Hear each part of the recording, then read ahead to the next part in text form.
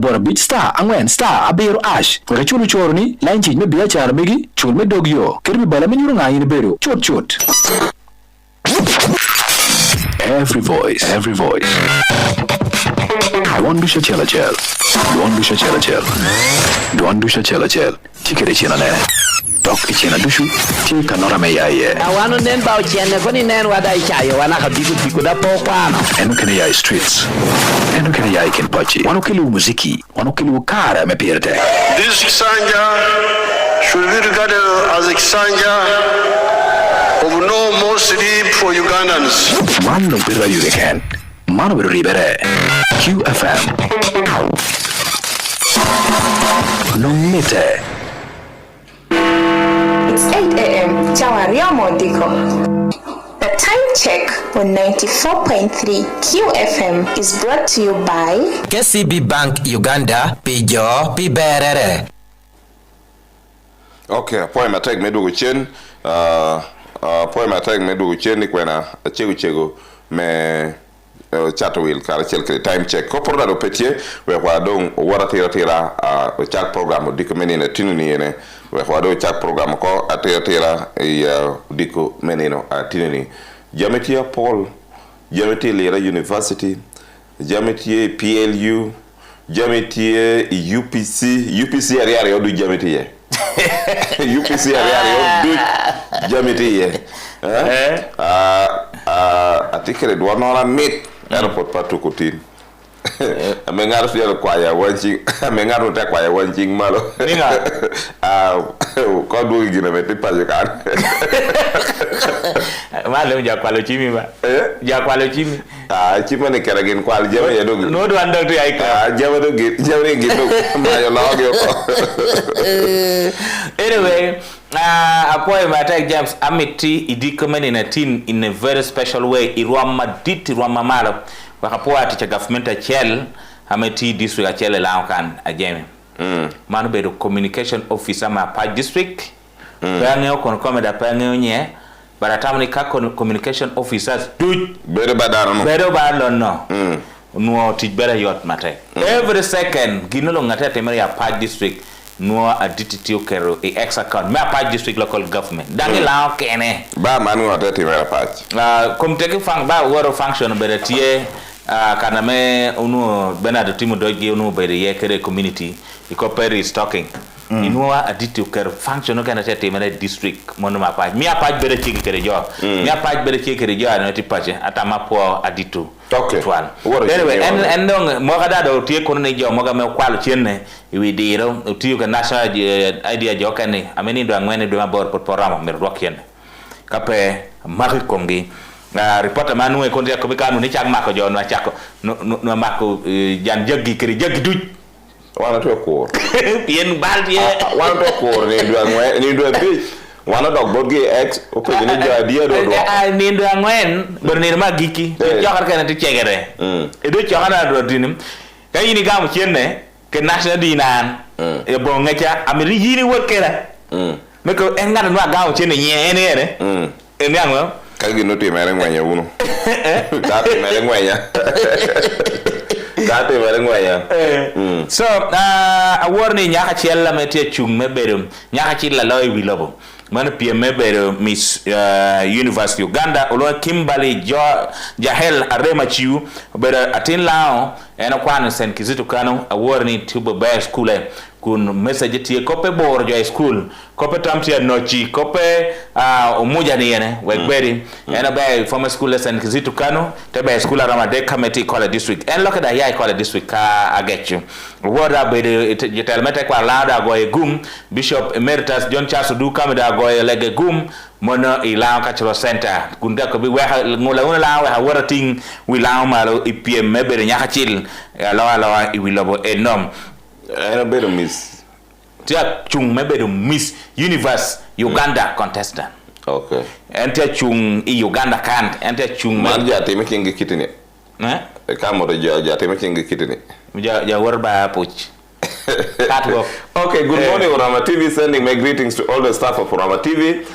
I'm in Oil City, in Oil City we are fine. We love you all. May the good Lord keep protecting you all. Point attack Irene Akelo, one now marry attack or marry thou gaining thou poor meme de win you are, Karachil Kirinanoa, Bobson, Dang Tiabe, ye tia mededang, Dang Tia Medichuala Modbury, or Pinada Chuala Modbury, or me and Sammy, da Chuala Mot, or Marilem da Chuala Mot, one Bishuala Mot. I'm Walter Project Hope watching you live from Gulu City. I've taken our Hope SS for dance sports national level, and we are doing it in the semi-final. I think I needed to go to Gulu team. That's far I cannot. Okay, good morning, Umaralem Kedeumina Bobson. Okwir Calvin live from Apache Municipality. Calvin Apache. Yes, Bobson Medenyi. Andom tin pa metabu atabo pien jamtia Paul. Aminwa minister atidi amebo ko komitino karchiel Kedebulu. Awore da atimo me ura. Timo. Jotia community apoto baramento Dr. Marcela Kisa ono otaka Costa amemerte ka jo Pierre Wia Bongwen tio dilo tin Pierre Biri ni jawore tua. Dangte makotaka ko date go ko ka Wempe police station. Ko bi monu peramati mere awore ya to ka kuno un ko bi hotel school miriyanyu ta ka kenne to ga metino nacha eno o tiri jodi lo nyoka winya na ka jemi we do te duo ko bor kanu ke sanja loka kuna mchezo as a ministry and as minister in state of children and youth affairs we have inserted a vehicle taking children pupils for a tour. Ideally the capacity of this coaster is 29, but as you can see they have packed children, and they are 70 in number as we talk right now. This is unacceptable. The tour is not going to take place today unless they have, or the school management can avail another means of transport. So this coaster is heading to police at Kawempe. They are going to be held there until another means of transport is availed to ensure that our children are safe.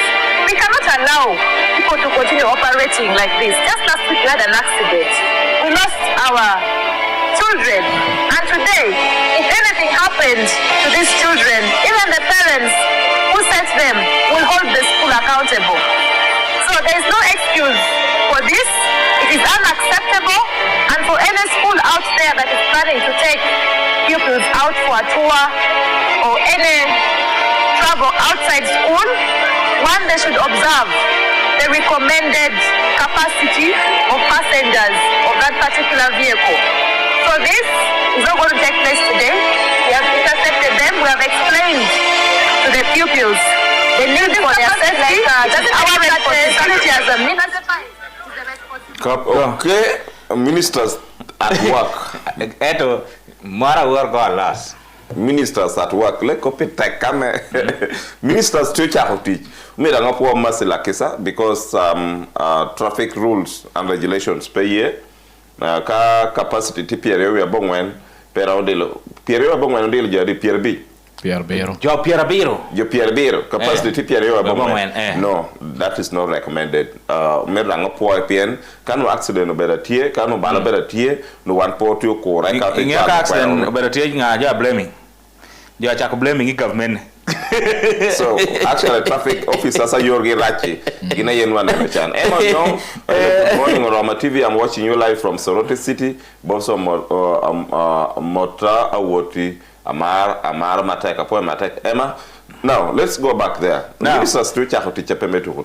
Bala Maworo o Kanu Mirmako Jaworo po manga. Rwate dangabe iposere ameko ni imbale data loni busiu el center ngwen data la do ditalo imbale district wor kunasha tenungo jamdu tikabe yotia yobere jamtia be nero da morto joyer pulu yogo I morto municipality kay wota pen gang grade district jani ka mi bi benya grade tiati now ero neri so oneno not so roto oneno mbara kino ko ko patek me ni ko ginugi kweno kare pengol kunu pega ngol ninga ni ko tima bala mo pengol kunu gingeni minis na ha chairman bi members district kreme members situ ko ngi bala magi kitu kwene ti yeno dan pa ngol bodgi Pene piene quote ye.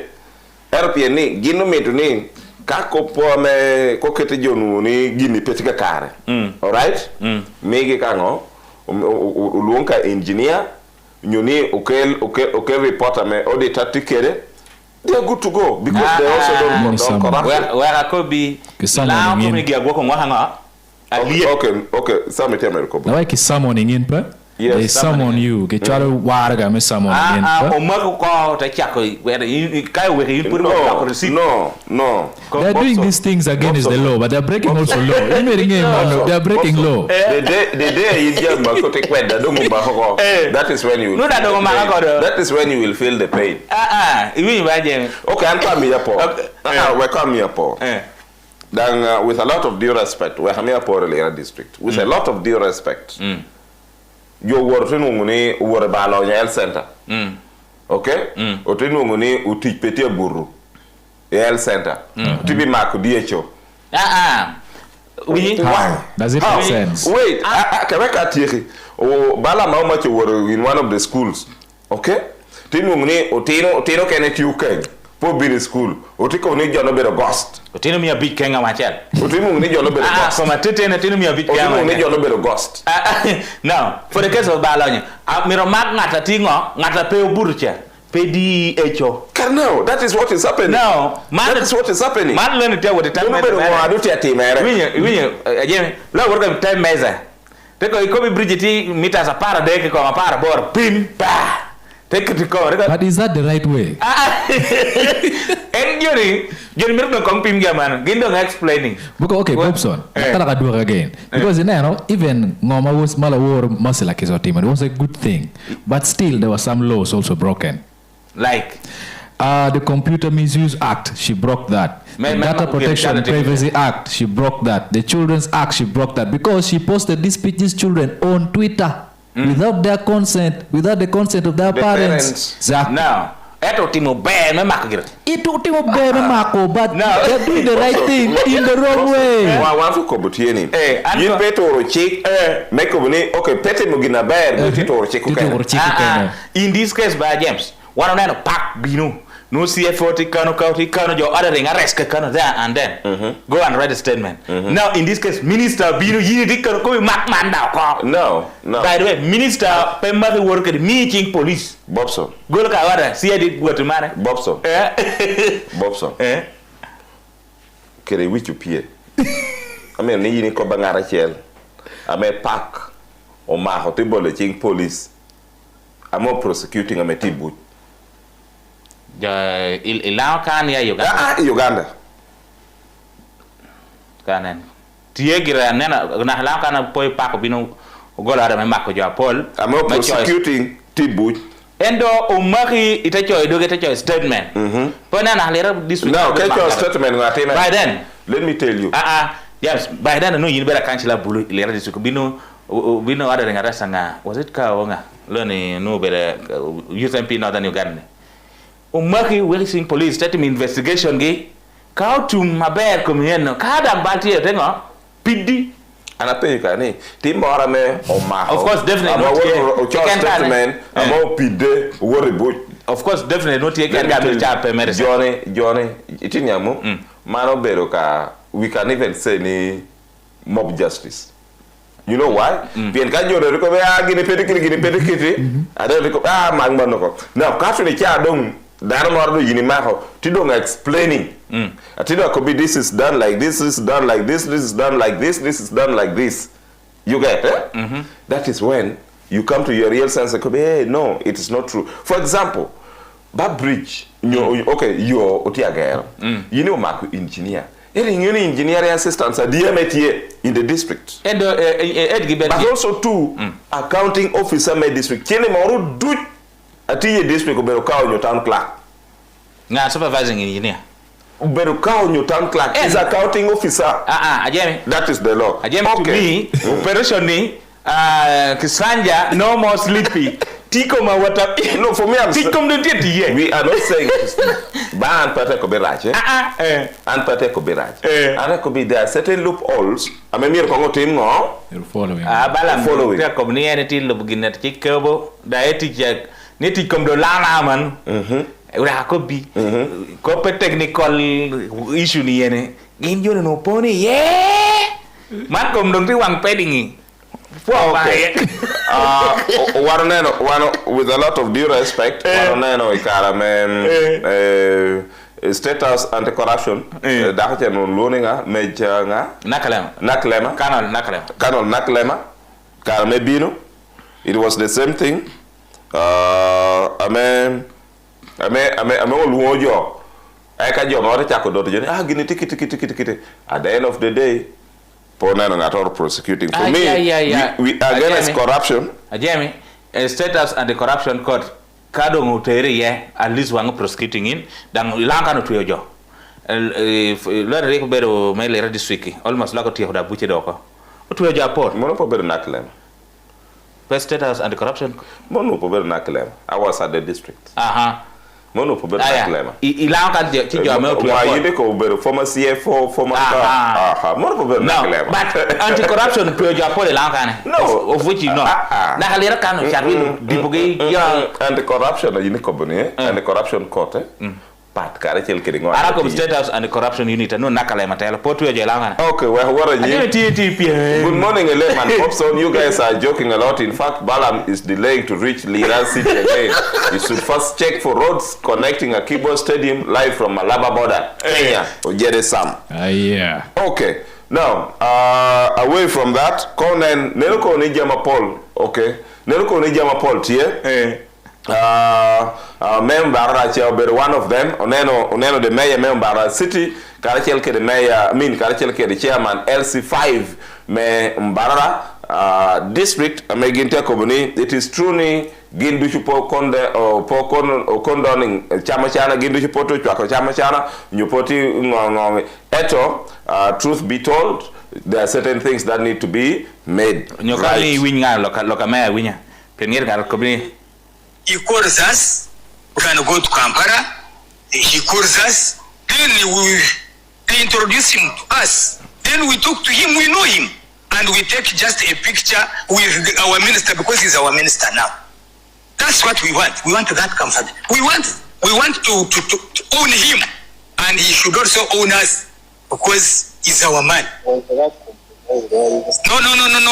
He's not an investigator. The minister is not an investigator. The minister is a person who is controlling and doing the policies of the local government. That's what. Those are some of the things that I think really people must separate. An investigator and a ministerial post and activity and work, they are different. So is a minister. He should also be sending people, you go and investigate. And they bring a report to him. And someone is a person. He's not an investigator. That's not right. But he's a minister of local government, and for that matter, we need to have him. And even if he's, because why should that one also compromise?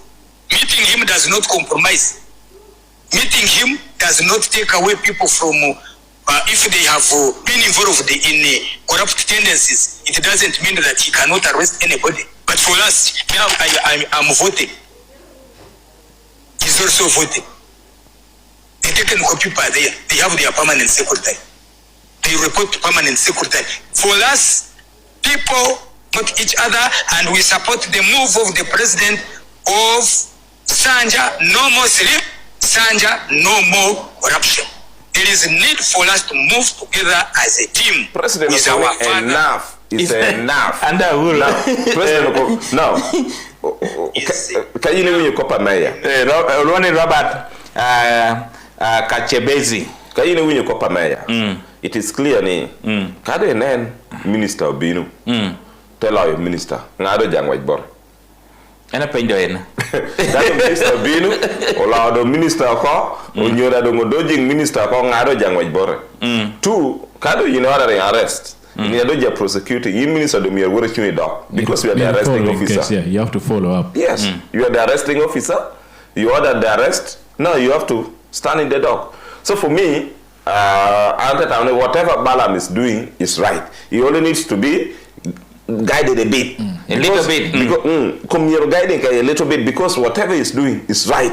Okay? I mean, actually, part of accountability, we tell you value for money. That's accountability. Value for money. Now, for me, that is very right. That is good. But you are the IGG, the status and the corruption, the blah, blah, blah, the police, they now need to join him in that tour. And actually do their job. Okay? They need to join him in that tour. Because Kagino joining in that tour, the professional investigators are there. They pick you there and they start from there. They pick you there and start from there. Because this is red soil. And a professional engineer tell you, no, this is not red soil. What are you going to do? Because Kota an authority in that field. So all those people needs to be around. They have to be around Balaam to help him do a good job. To help him because this initiative is good. But all just need to be guided a bit. Okay. Okay. Now, we are Omede Karachelkiri, Kopmelera University. Pango Camiro, call Ragmarka. Okay, Bolmarka, they were Kopmelera University.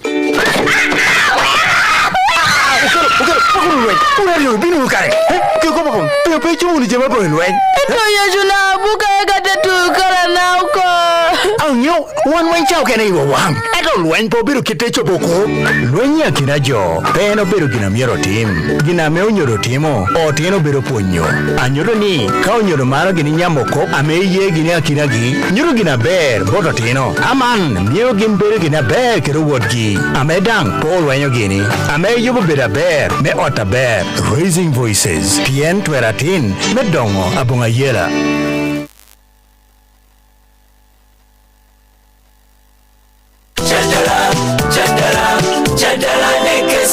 Jadala KCB Ugogo Dita Caro do Bear Caro Yava County Nien me KCB Punyo Kitchen ya County me KCB Bank do Wechati Edebera Terra Menu Motivation Pala airtime data bundles Kiritia County Abocho Bidurang Menkolo The Star Young Man Hash when you're downloading KCB mobile app when you're working KCB at Chokritin No Kere KCB Tin Chikeri Jama Meta Tie KCB Bank for audio to Geo Bank of Uganda Kere Deposit Protection Fund and a Tinda customer to Wahaber na will chende around million a park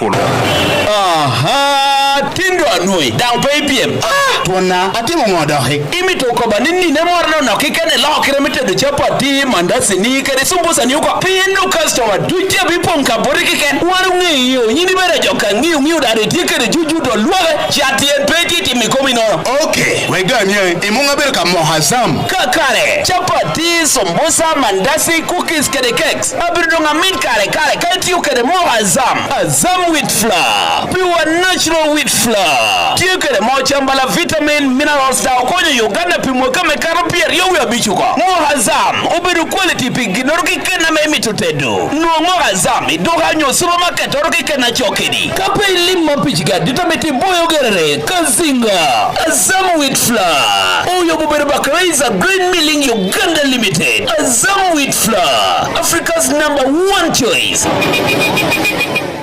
There is a new way to keep your breath fresh all day. Introducing Movit All Day Toothpaste, meant to give you powerful night gum defense and teeth whitening. The charcoal flavor gives you deep cleansing and power stain removal. And the herbal delivers natural strength for healthy, confident smiles. Choose Movit All Day Toothpaste and enjoy freshness all day.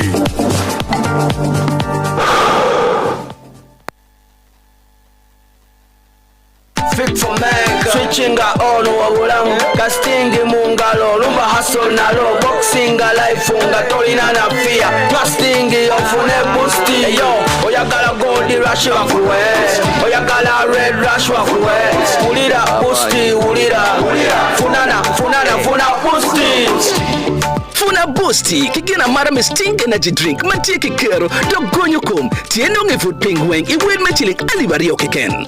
Sting, life switched on, from the makers of Pepsi.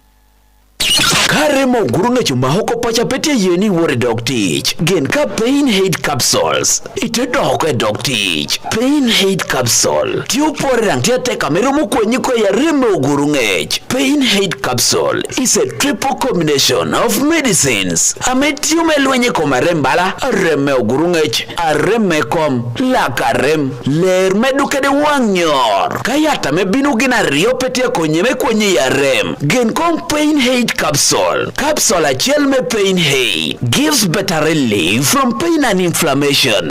It might seem crazy what I'm about to say. Surrender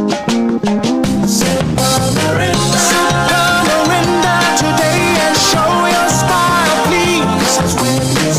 The world smiles back at you, so come on, smile, please. Matt Mirinda ni were pop young twin. No Mirinda fruity, pineapple, green apple, onion orange. Mari, no mete, 20 pop young twin. Dear, dark no milliliters, me a duck piara there, me a beach, get you a liter, ayo, me get you a la corima petieni, Matia milliliters, me a dare. Young twin, dear Mirinda, mockacam. Mirinda, smile, be contagious. Spread the smile. Mauritius is calling.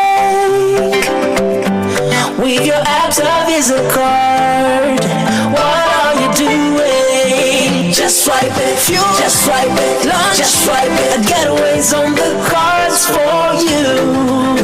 Yeah, just swipe it. Mauritius is calling, and you could be going. Spend 100,000 Uganda shillings or more in a single transaction using your Absa Visa debit or credit card and enter the draw to win a trip for two to Mauritius. Each debit card transaction earns you a single entry, while each credit card transaction earns you a double entry. And the more you swipe, the higher your chances of winning. Absa, your story matters. Absa Bank Uganda Limited, company registration number 4227, is regulated by the Bank of Uganda, and customer deposits are protected by the Deposit Protection Fund up to 10 million Uganda shillings. Terms and conditions apply. The promotion runs from 30th April to 30th July 2026 and has been approved by the National Lotteries and Gaming Regulatory Board.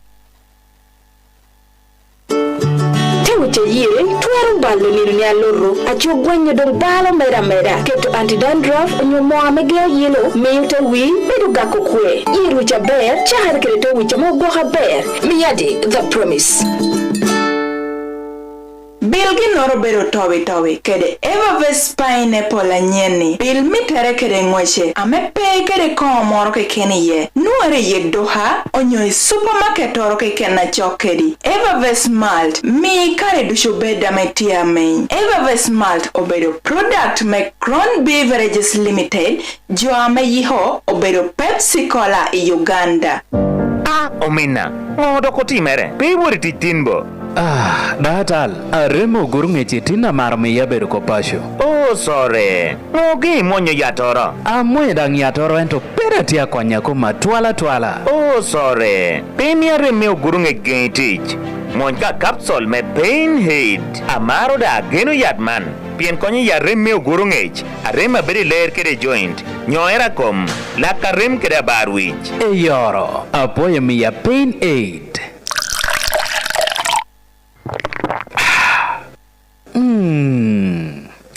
Atiero wunya bera tiga. Daraundo dohi dog teacher chunya tek. Pain aid.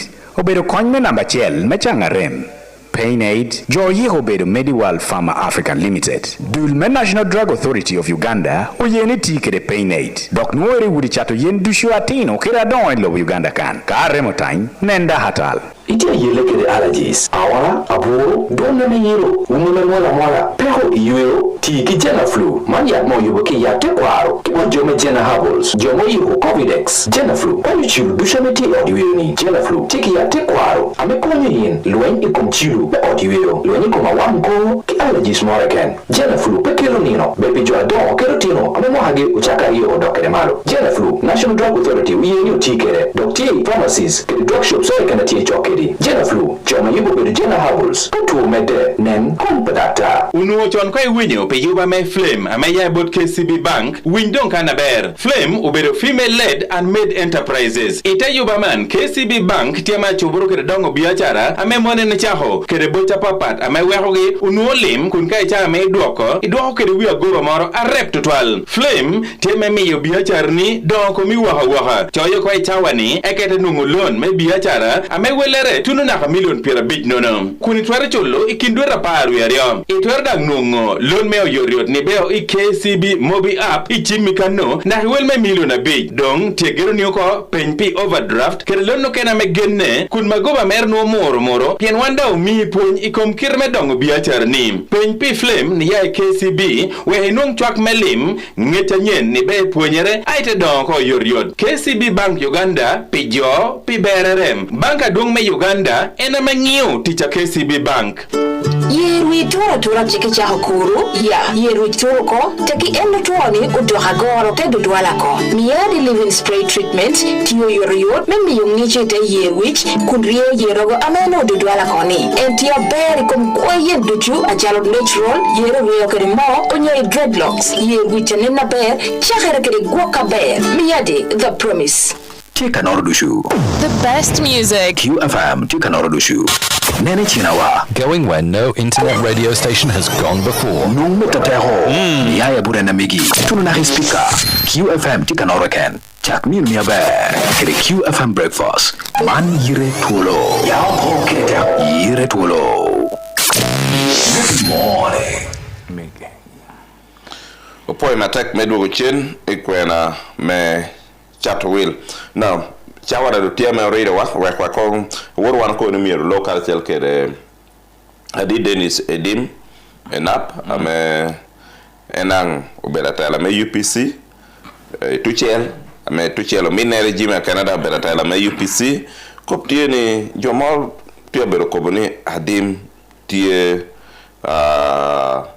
TPLU ne adim enap TPLU da joma dok ti dok bolo gino me doctor ko ni en me ti PLU ni PLU doctor ko nyame kwanyo dang me sorting out ko pameti UPC we ko ngaten yenyo en adit enap ko wana winyi borre mano belo tin la yo akera belo tin la dimda belo tin la mano belo tin la yo me keto ge pio la wada ko kita me bin keto minister Betty Moy gin kede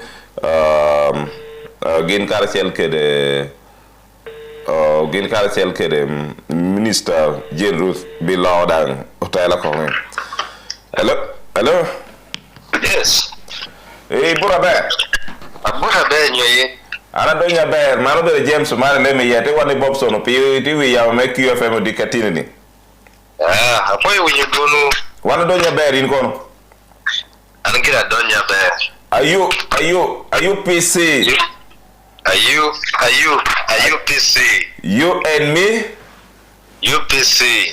Apoy matek. Now, wanna go ichimu dikatini ni malo totwana. Yes. Uneno jemetia la social media. Aworo wana neno social media i TikTok kara kelke na Twitter.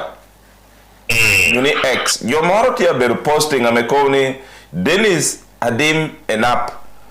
The party president yes. UPC. Yes. Ikawa no oningodong oberu PLU. O tia medo tia doyoko I PLU and yet is the party president me UPC. How possible is this? So wanata oneko wano ukuberi keriko dikumeni na tinini yindo kai chake moto joko kai chake kaka na mera chake yenu. Is it true ni Dennis Adim Enap the party president me UPC tia me ti winyere maro Karachel kerede PLU. Kong Machel Opahun Road, Bojo Laundushu. Amen. Mario Apoyo Bame Gohwana Hatin. Yakina challenges Dushua Mejo Dana Chela Bedo Kere. Madek Dennis Adim Enap a better member in UPC. And a life member at that. A better party president may UPC, there's no question on that one. Eka Association Kere Patriotic League of Uganda, Obeloginora me politics kanajo ti develop nyoti civil. Jaminiti mere. For instance, in 1980s, President Obore no maro meeting kere Paulo Semogere me Democratic Party. During the day, after their campaigns, they would meet at Kampala Club, Uganda Club. Amono Yovani, there was maturity in politics. So in the same way, Aworo ikara chalakere lead members of Kenya UPC, Mera take leadership me Patriotic League of Uganda, me expressing nyo miugitamwa ikomjamo kena mono chati mere. For instance, Aris Same Obedatie during the last 2-3 months in Uganda. Especially Aris Same chati mere members of the opposition. Style me politics, probably me worry radio, your TV, me criticizing your yerojo. Mera ka gino chati mere bori, abino bori dotolo here. One jari. So that was one of the issues I'm more discussing. Mario, what made this me proposing at least discussions me twero bedo yakina PLU kere UPCs and me konyajo Uganda law. Yes, in other words, what you're initiating discussions between PLU kere UPC, of course, after discussing the NRM,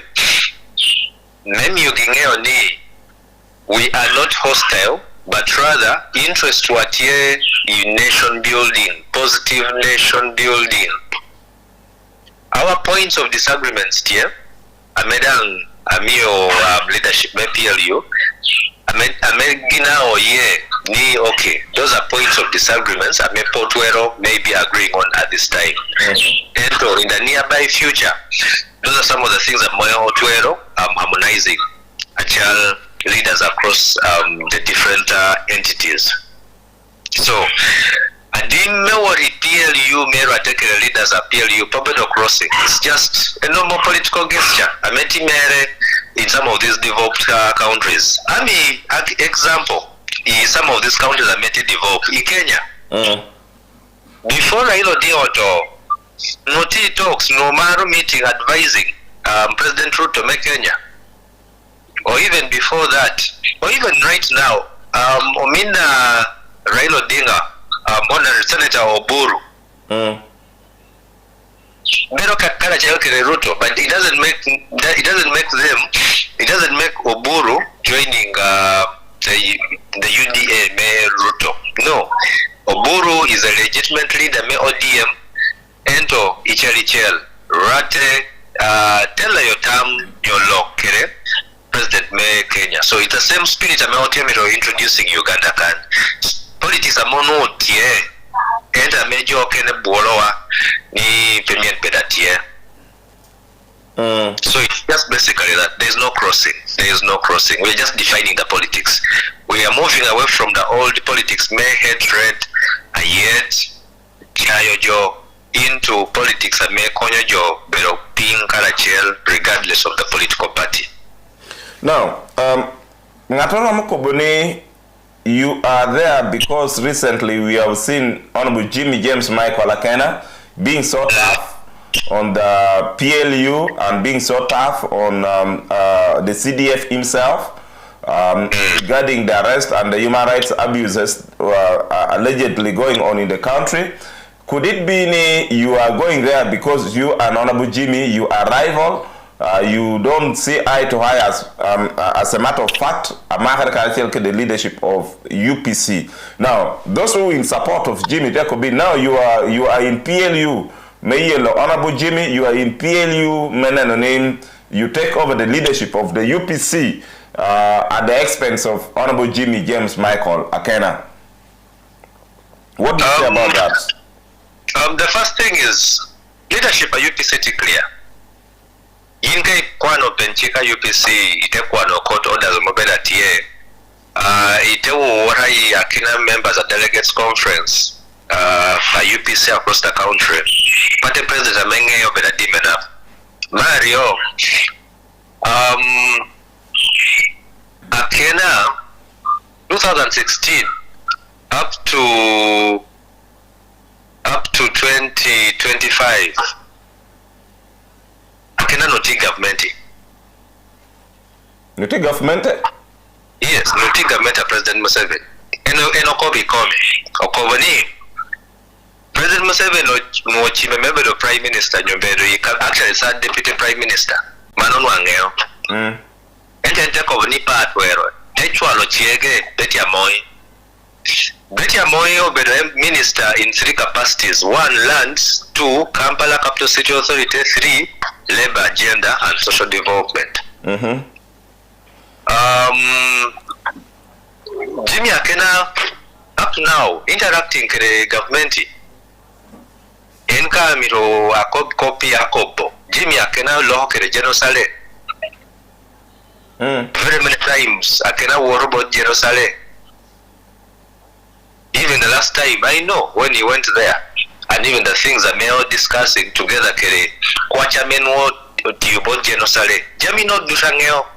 Ento because of maturity of politics, these are things that may pata woni pore me career kina job and pekonyowa. In my interest of putting the party together, building it afresh from where Jimmy Akena has failed. And if anything, Omara, Jimmy Akena is the worst performing UPC party president in the history of the UPC. You look at all those records. But the issue of me going to meet with the leadership, may PLU has nothing to do with Jimmy Akena. If anything, Akena tikere jono. Boroka Johnny, no, but he knows. Ameatia Loki, Akena chwale better take the PLU leadership. This morning they are going to meet. Today?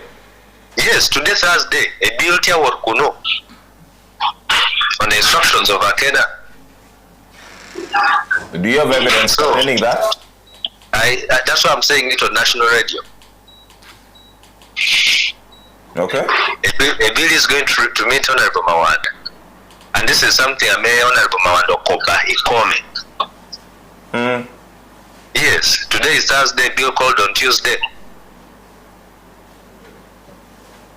So, for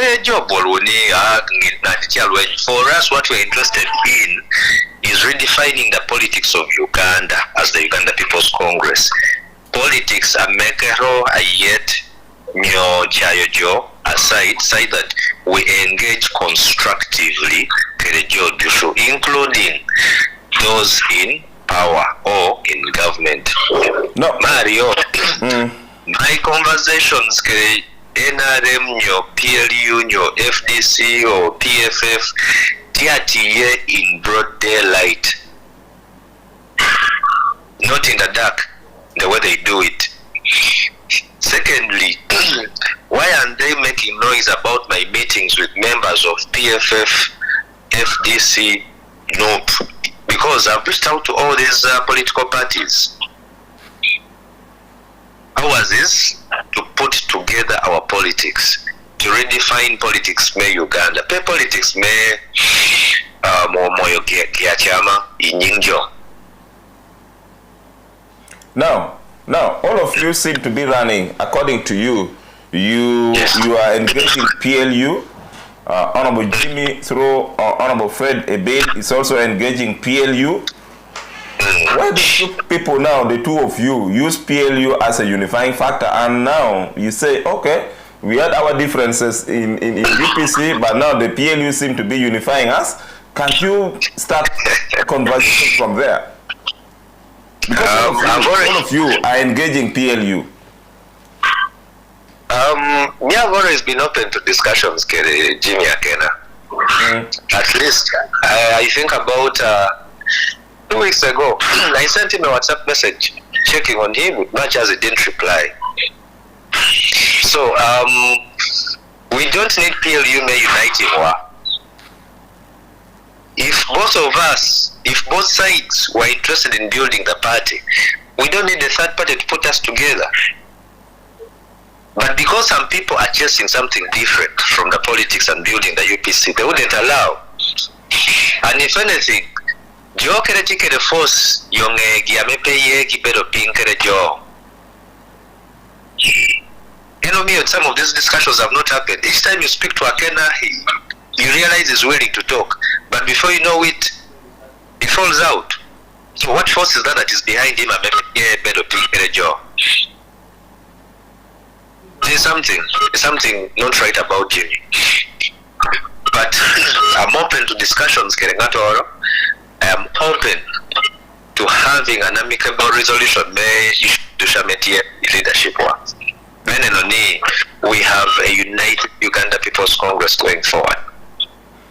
Okay, now, like a week ago, we saw Honorable Daudi Kabanda coming out clearly to, first of all, to attack UPC as a political party, and also the president, Apo Obote himself.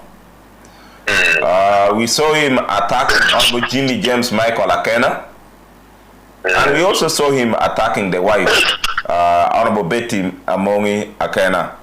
In the same press briefing, of course, he stated that yes, UPC is responsible or was responsible for the death of many people in Luero and in Uganda.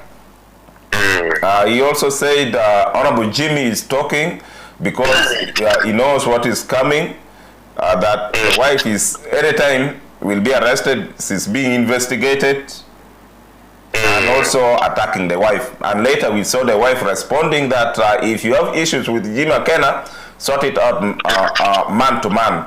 Don't involve me in it. But also in my interview with him, in this platform, the very platform you have this morning, of course, he went ahead and said, Honorable Kabanda, she made a lot of allegations on Honorable Kabanda, but also on our sister, Honorable Dr. Jane, though Dr. Jane has not responded. Now, you, a week after, you now going to meet with them, and if anybody says now, Honorable, Dennis is joining a force fighting the family of the former president, the family of UPC, the family of Bote, because the wife is being, Akena is being fought, the wife is being fought, and the name of Milton Obote was mentioned there, and there is this group of people who say the other people are fighting the family of Obote, and now you are talking to them.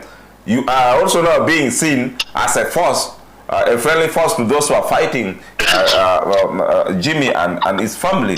What do you what do you say about that? We're distinguishing Jamario family of Bore, then family of Jimmy Akena Betty. Those two are different. The Obote family, meaning Mama Miria, Benjamin Okero, and the rest are not being fought by anybody. If anything, government through State House supports Kololo or supports Mama Miria. Opero Benjamin is on salary from State House for his upkeep. All these things are being done out of some of the graces that are extended by the president. These are things I've learned with time. Even the car that Mama drives in, it's given by State House. So you can't say that government is fighting the family of Obote. Let's put Mama Miria and Obote family out. Let's look at Jimmy Akena and Betty Amongi as politicians or leaders who have stood out. I thought I should note that one. Then secondly, the allegations or some of the claims that Honorable David Kabanda made about the UPC, my mother Betty Amongi, Milton Obote, some of them, for what I know, are not true. And that is one of the things that we discussed with the leaders of the PLU, that can we discuss, can we politique, can we raise issues without going back into a history, ametikere falsehoods, kopmegola. In the moment you bring back bad history, we take a look at bad blood between and among Ugandans. That was one of the things that we discussed. Okay. While I'm trying to say to it that we don't degenerate as politicians, because Kabanda is a young man. I don't think he's over 45 years. So that means our generation is supposed to help build, construct Uganda positively, not going back into history where none of us were political players. Even the claims they make about the UPC, Milton Obote, about the death of Ugandans, those are things that we need to have an exhaustive internal discussion between the two political organizations, which is the NRM, Ikara Chalkere, UPC. And if anything, Omara, this is something that Ambassador Larotuno are raising and tried to resolve as a party president, the issue of Luwero. That is why you saw that he got issues and was thrown into police and jail and tried at Buganda Road Court, though eventually court, the state withdrew its charges. So, our meeting happened coming shortly after those claims by my brother, Honorable Kabanda, was because we needed to pour water on some of those falsehoods that were being made by our brother, and also to let them know that we need a stable and a harmonious country, Uganda, without us leaving all these other things. And like my mother Betty said, I think on her X account, your Twitter, that if there are claims against her, they should be put out. Those are some of the things that we raised. PN, this is a person who served as a minister. If there was anything that she did wrong, I think there is a better forum of having it resolved than going out to the public to start all the things. But politics being politics, some of the things were heaped onto the UPC, and as a leader of UPC, it is my role to see to it that we protect the name of UPC by engaging those we think are misrepresenting. And that was one of the reasons we met with the PLU leaders. It has nothing to do with fighting anybody. Okay. And about my other elder, Honorable General Sacheng, I think we need to move away from the politics of we need to move away from negative politics. Elections are done. Let's allow people to serve. If Jen was elected, let's allow her to serve as we wait for time to have our own candidates on the ground. For now, whether someone is NRM, FDC, UPC, Achaljola, certain things we should learn to put on hold so as to work for people. Those wild accusations against each other will not help us. The question should be, how are we serving the people of Uganda? And then how are we serving the interests of the people of Lango as children from Lango? Okay. Now, before we let you go, because it's just an update, it's not a formal talk show, it's just an update because these issues kept coming. We saw Michael, he's called Michael who? I think he's the demonstrator claiming that, yes, we are with Mawanda, I'm together with Patrick, Dennis Adim. We are seeing how to work together to put the structure of UPC right, the leadership of UPC right, and something like that. And now, I saw people commenting now, Adim is seeking refuge from the PLU. Of course, you have answered that even the other side, through Fred Ebil, they're also seeking the same with the PLU. Now, let's talk about Honorable Minister for Economic Monitoring, who is a member of UPC. In this case, who was consulted? Was Jim McKenna the one consulted for the appointment of a member of UPC into cabinet, or was Dennis Edim, who was consulted in the appointment of Honorable Santa Alum, or none of you were consulted? First of all, legally, there is no law that mandates the appointing authority to consult anybody except the person being appointed. Mario, the only information I got, I was notified that Honorable Santa was going to be appointed a minister. I was being put to notice that it was going to come out. Was Honorable consulted? Yes. Was she appointed, and did she accept? We saw her taking oath. is she serving the interests of Ugandans? That's where our focus and interest should be. Yes, Honorable Santa, you're a member of UPC. The president has found it fit to appoint you a minister for the work you're going to be doing.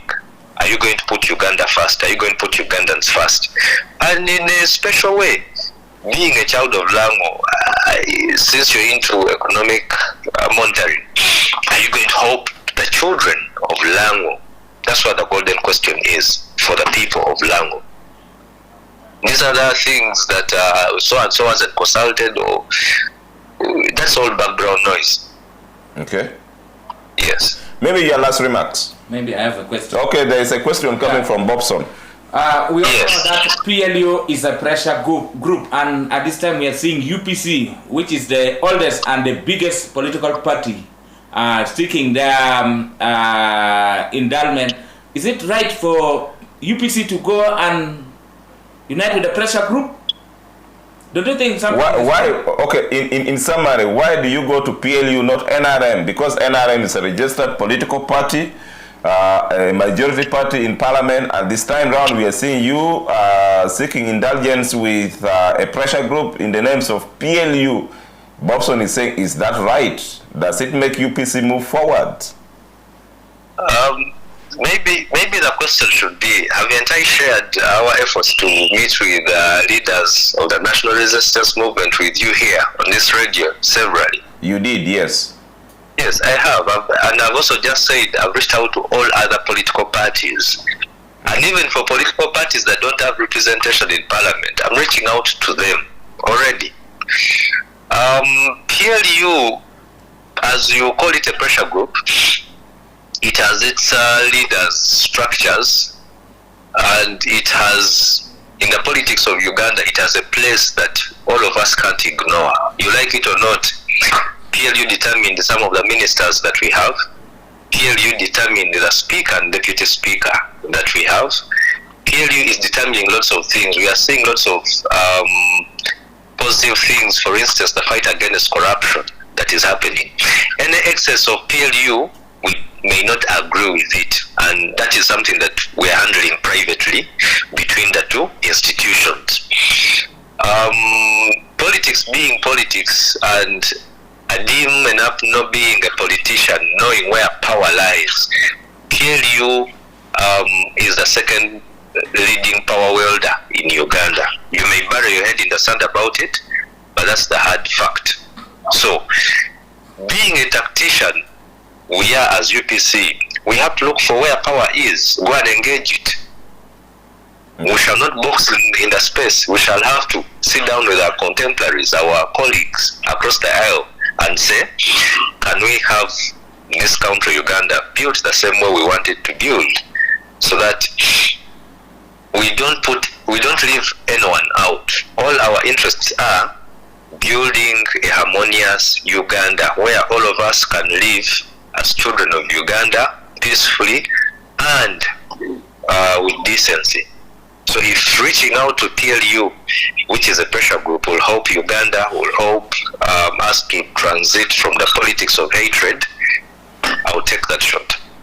The very last one from me is that we have seen many members and leaders of opposition political parties coming out to say that because of PLU, the arrest being ordered by the alleged to General Muzik and Orgaba, the CDF, and now they're saying people are living in fear, the human rights are being violated, people are arrested, not prosecuted, people are arrested, not taken to court within stipulated time, people are arrested, not taken to gazetted areas where they're supposed to be, the torture, and so on and so forth. As a leader of a political party that belongs to the opposition or sits on the other side of the opposition, what is your take on that? I think from 86, as members of UPC, we witnessed the worst. The worst was death and exile, together with prison. There are lots of things that people who are talking about the current arrests don't seem to want to remember. But we've been through the worst as UPC. We've been through the worst as Ugandans. What is happening is unfortunate, and that's why I'm saying I am more comfortable engaging those I think responsible at that level, as opposed to coming to national radio to make statements or to raise issues that may not necessarily have these issues addressed.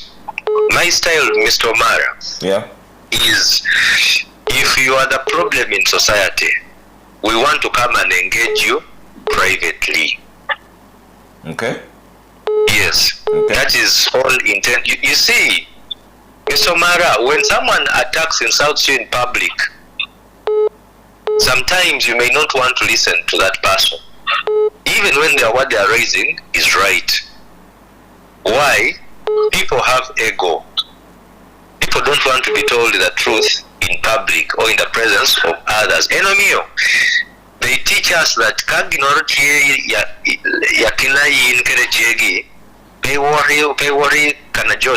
you just go into the bedroom, why? It is aimed at helping the couple to resolve those problems amicably without the public being brought into play. So in this, because we know that some of the people being accused of carrying out some of these human rights abuses have power, we would rather be wise to go and meet them in their spaces to say, our brother, our sister,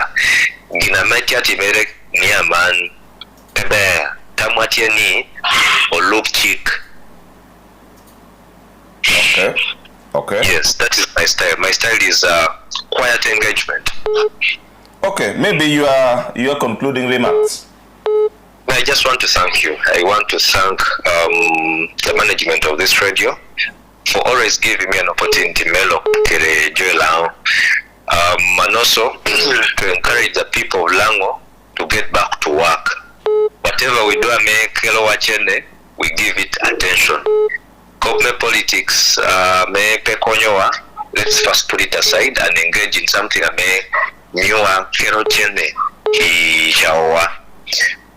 where leadership, politicians or leaders, structures engaging, say that we don't go out making a lot of noise. And lastly, I pray that God protects Jodushu and keeps us alive and healthy. Amen. Thank you so much. Thank you. We call work check me chat will. Then we'll come back. Thank you so much. It's 9 a.m. Chawa Dek Modiko. The time check on 94.3 QFM is brought to you by KCB Bank Uganda, Pijo, Piberere.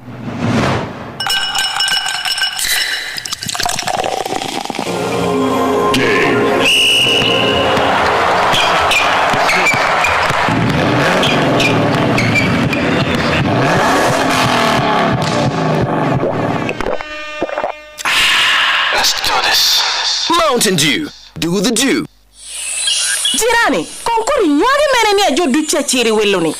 Imit ko ni yinke kene do put peti ngeji ni nyuagi me roma malo tia luongo ni gaga wala. Ayai bot Equator Seed Limited. Tichu, Equator Seed kun kubere kede dul menaro o ke lunyole melo Uganda kuri nyuaga bera bielo ko rio tia chel. Totwale wa kai tiu kede fertilizer. O me jo apolla mantia willo ka gaga wala keken. Berero kenene. Kanyu chieng do gwoko pi ko me kare du pieka chela chel ikwanye puke pia wa bitu ni pira dekano. Kai tiu kede fertilizer. Nyuagi gaga wala bunyu te guto twal ikirime ni mie chela pa tu ni mie chela pia yokano nyigelero dog lim full kai mude mobulu onyo itedo jo longo pere season karni yigi yongwe gbedi elumo naga manna do koro chako chweni wilo do koro koti yota koro kapito jirana puoi aman ko na mayana toro ngi yanyi kori manne ruwa mamalo me na kabedi kachabob me wanti dunya nung kori nywage me hybrid ruwa mari malo waki gaga wala idoka chato jami pu ducha chigi kedi inyo boto jenti wa ibud miri longilo bu Uganda kadong pe go chimi Equator Seeds ina manota deka bongwenario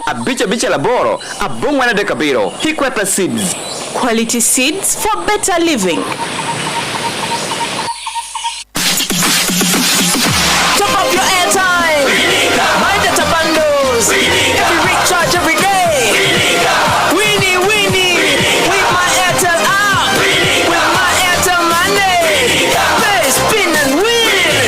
Every day we need spinning itelanyo chuchot. Will airtime data onyo bundle will rom chilling tutumia rio onyo akaro in my Airtel app melanyo neno. Ti kara kere my Airtel app itendo bungabo biru kobi piketu chente melanyo tin. Airtel Money chuchot abon peho abon wanglo meti. Airtel Money yodor yotiji NA Bank of Uganda. Jami du tiyo kunlobu chika mokeri komgi.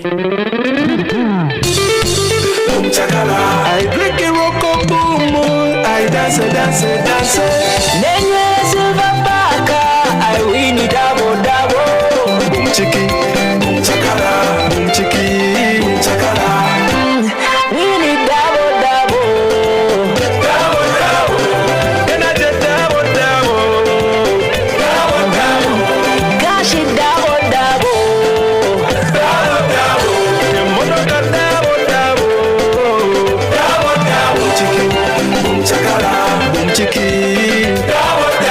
Chakalo duogo ko kede kufu tiana rio nuangro bumu nyo silverback energy rote gina me umuye gina me neno en gina me lanyo rock boom gufu pio lodge mata me medu gufu pebe pio tino mono yach mega metia doto tino kede jua me kawa teru giarach yuba me chwalu ngeche chato wilu nuo chwaka dule National Lotteries and Gaming Regulatory Board yuba me chato wili tie pikara check. Inibera chatwil itegi duha onyetio biashara moreken dong biashara migitin kede finka business loan nuoko chot interest rate abesho kede karo romo mechulo pingecho kene gorewa chimi namba not aria bicherario lubu chiketich kene finka Uganda yupudihi karachel finka Uganda jomeneno kotich guberu Bank of Uganda savings adano jomegwoko beru deposit protection fund ametunu miliona pa atwal. Chak gin mo manyen, gin mo magonyo kom, gin mo mapenero yele ki noi, la kero vuo ki lime, dak tie ki flavor me malt. Chila de da upong ki jemi magbesho, mite tie mi achel, iko mi achel, dak pe ki koi ie. Tem, nong moje, win mite kare ki kare, mat inge mato, gup inge gupo, pien beru lako galuwang why now me noi Jack again maku ki Everbest malt pineapple mangweje kuwa dada te meat palime matiki flavor men malt miete tie mie kumia tok perigi konye tie nonge tuga onyo supermarket machokwidi Everbest malt wechawa weng opechawa manoi Everbest malt dulme Pepsi Cola Uganda aye yubo Pingi chula pol koni twero nongana alale menono kede momo apa nyene ni ini twero chwalo chena menono ituma chabit dushu chul pipi kede mach iwela na pekar tutumia beach menono eno wehe gwok chena pol keru dushu dongo duwako ko ichi downloading apa megwa tin wehe nong tich kede menono mana yetiago pa momo chulu choro dongo da hoyot itiami tu chulu pi uchora megi Airtel Money wako dongo da hoyot Tikere my Airtel app onyo di star achira bora beach star angwen star aberu ash weka chulu choro ni line change me biachara megi chul me dogyo kere mi bala menyuru ngayi ni beru chot Nino kene iru tuer beda tek potwal kok dang no tia pol kuono tek entuke guvu 7 up tiena chel super duper refresher jemi dusute loke oko mitale muncha meat ngich be 7 up super duper refresher Ulodinga like a daily bando kalakata enendungu ya kusabula mikono juu free of fire omuliro nguwulira muli mu mutima gukankana like drums nesumulula with is a lighter watch me set the fire this feeling nyongera chibuyaga unstoppable kalakata enendungu ya kusabula mikono juu free of fire Well, amedong beralo line machim amedong beralo I Uganda MTN tiu ita Uganda Communications Commission Chak mir mi aber kede QFM breakfast man yire Twolo yire Twolo good morning. Right, a point mateka when radio medwo chen ikwena cheu me chato will. Ko wan anena ko bija bitu police UPC inside the bail, UPC inside the Jima Kena. Now one we not a bail but a dim one we ko bought this dim and up you know we on me and I worry about PLU ke engagement and take the culture ke PLU but okay ka woro me win you on me Jima Kena ko on me and kwero bere cabinet a President Museveni ngomi ko kwero bere cabinet a President Museveni now poyuni okay we ko do tungmono dida mi ngi the leadership of now nyoni local government leaders mela utu bero gini ping mi dai ngeyo ya me korbala me yero tala gi enje okay ngi me koro dit bala I consulted, and prayed. Then I went back to him and I said, sorry, Mr. President, I cannot take this position. But I think I can give you somebody who can serve. He was ready to listen. That is now when I went to consult. And I chose, out of respect of the offer, which I take the presidency, I offered my wife. And recently I've seen the president acknowledging that when somebody offers his wife, it's a serious undertaking. That's the seriousness which I approached the interaction. So now if somebody wants to abuse me,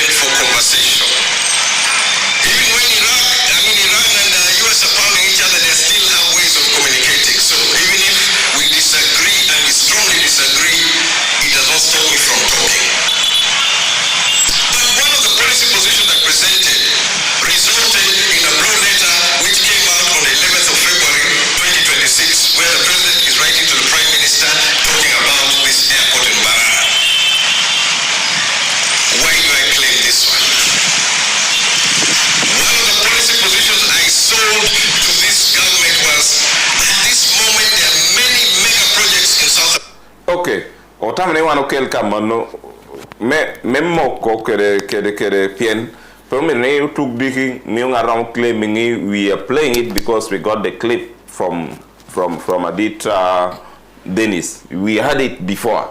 Now tiene James Michael akana ko ni NPB yeti ke President Museveni in his cabinet but now I cannot work with you ko ni en lego ite consult ite penyo time en lego penyo time tiko ni dung president an paramo tikedi ero mi dana me ramo tikedi ite me yu chege ko come to tikedi president kakana me betu tu yeno mi no eneniti era ite do me yo chege ko come tiko be utike da president kenen do ngato mi chege ni tikede no be a very serious undertaking. So that is just to Guinea. Now, Jametia Paul, I want me no medicable Keluboro because of time. Timogado want to be no Keluboro Dihini. Eto achela kekenda the one to yago concerned a detail from a very big stakeholder Lankan to dit Dennis Debin Aptieni foundation me PLU is not constitutional. Petty penchik. The power that may be a unity corner did Dennis Tieni Petty Penchik Petty Penchik. Yes, it is truly PLU Tiero. Where is that constitutional basis? Where is that constitutional foundation? Where is that constitutional genesis?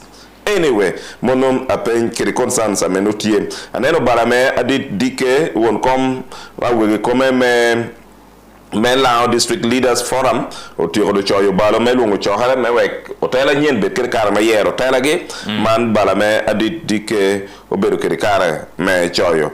Okay, we kon pango kay tikiri balo kon balo pe bara we kada hanenia. Okay, so numiero invitation for the first meeting of the Lao District Chairmans and Mayors Forum. Choharman bino belatien repiere wangwene chia beach 2026 Palms Garden. Okay. Anuoka. May teach on behalf of the leadership of the outgoing district chairperson forum, I warmly invite you to attend the first meeting of the newly constituted Lao District Chairperson and Mayors Forum, scheduled for 24th July 2026 on Friday. Okay, Bob, so at 2 p.m. at Lira Palm Gardens. Yes. Okay. I don't any information appear that tieni Johano Biro Belatie. Other one ko winyi bota dit Daniel Omara Tubo. Tido go chair. Yes, Marele Mukira Kere Sarapolo Kello Idim. Yes, boy. Yes, I wanted to engage him as a lawyer. Because I understand he's a lawyer. So, Okoginoka Nome Anwa Mitapenye, the constitutional basis, Amemio PLUT functioning. Ginumia and what PLU. We cannot ignore PLU because PLU is not a power. Young mom, more power PLU. Our constitution says power comes from the people from the power belongs to the people of Uganda. And anybody who wants power must go to the people, contest election, out a year. So as far as we are concerned now, power amejo me Uganda or Joano Yero, T-board President Museveni, T-board NRM, T-board members of parliament and Yero. PLU has no basis to be a center of power. And by the way, it is very dangerous for Ugandans to start recognizing PLU to be the center of power. Yeah. Very dangerous. It's very dangerous. One mere recognizing power, Ameo Yai Bolwa, Ameo Yergano. Natameo Yero Mozi, PLU, and now they are wielding power. Pitié. Mary Omeri. I was also trying to engage him as a lawyer. The constitution of Uganda is very clear on the functions of CDF. CDF is not a policeman. CDF is not a politician. You see, so a man, CDF, work Riemo, Bobby Wine, they were 2 years, they could mandu, Riemo Konyerpe, CDF work Mako Lukwago, the basement, CDF work Mako Matembe, the basement, CDF work Mako Kivumbi, the Yokan win a Pola. Because he is now a center of power. I mean, political parties in Ugandans who union paid without election, without any constitutionality. Lani Omara Akobiuni Kaimi to Peredana Mea Lodge, Ametikeru Duhu, Edoprobo Lequi, and Yenduk CDF. Ameda Papere, Amel Yera, Upograni Yinti teach. So I'm not happy with Joanna with both PLU. When it comes to the but the constitutionality, the legality, the rule of law from PLU Petier. And then finally, there will never be, I don't know whether I will try to find, there will never be a civilian president in Uganda. He said it. There will never be a civilian president in Uganda. So he's now building himself through a side group called PLU. Tia do Papa Nyokolipe, who is going to contest with Mosi? Political parties do you know what Ruminime? Now we don't hear inside. Huh? The only people who are challenging is Bobby Wine, Victory Mogi, Amanuku Yoko, John PLU, what Noop is in big problem. Tell me PFF, President Butch, Colonian, Lukwaguti Butch. So, that are interpreting intelligently. People bolo joke slogans So we are talking of rule of law, we are talking of constitutionalism.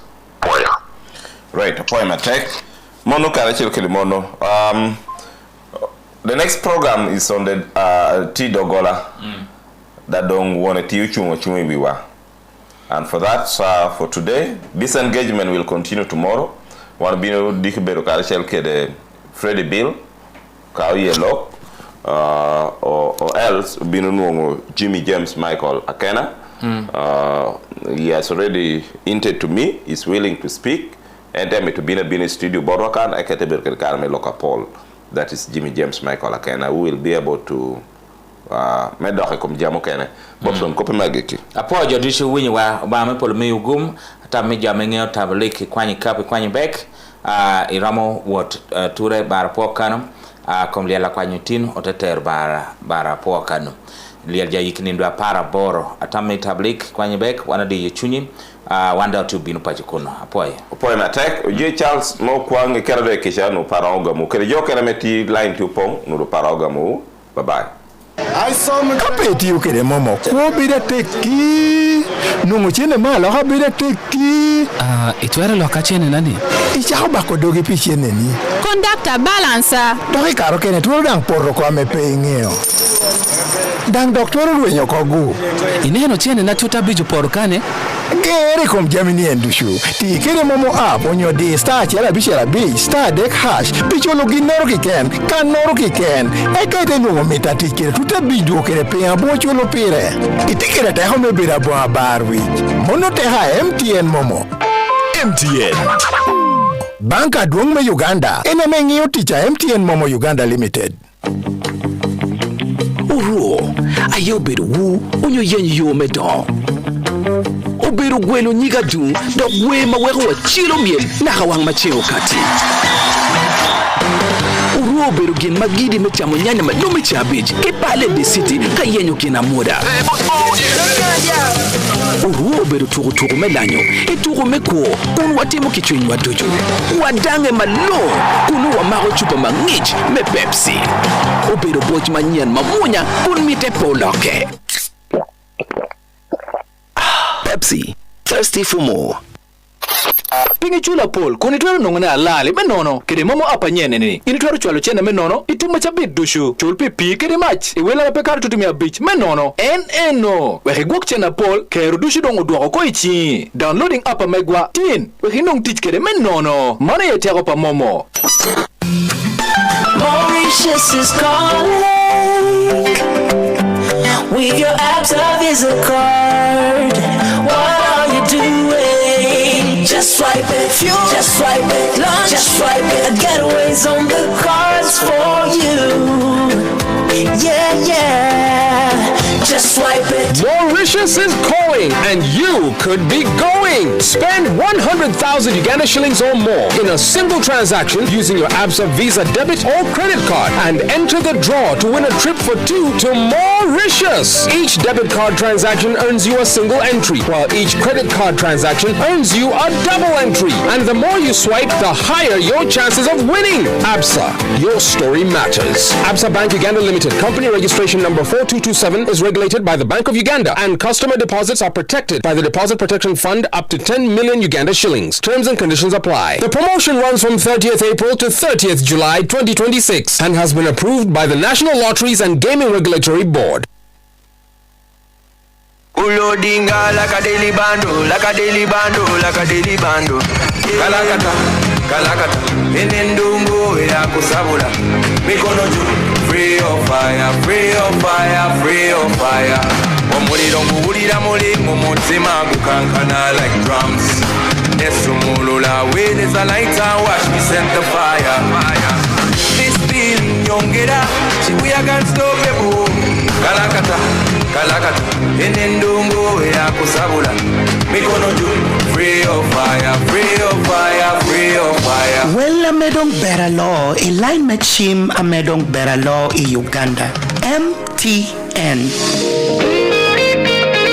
MTN tiu ita Uganda Communications Commission. Mega beredang mega kara diji kikar chingi kam jami wing makela laga ikoma megwa gitiu kitabun makeloni White Star Magic mawera wan maberu lenge kara diji amara mamana kachil kitabun makeloni White Star Magic. Chavun White Star Magic Premium TP dano mai maro dano mapigi tek ikoma megi muje meat ku dak wako jami duju maleng. Chavun White Star Pots dak yum michi kara duju mai tiyu kede loko ba yot dak meat kai tiyu ki chavun makiloni White Star Magic. Chabun White Star Magic kaburu bere chabun nyen ame loko jem na pol ame company me Bitcoin ame yobo. Chabun man mero chinga yuma mwanya angapal chwinyi maukri jami kuoni.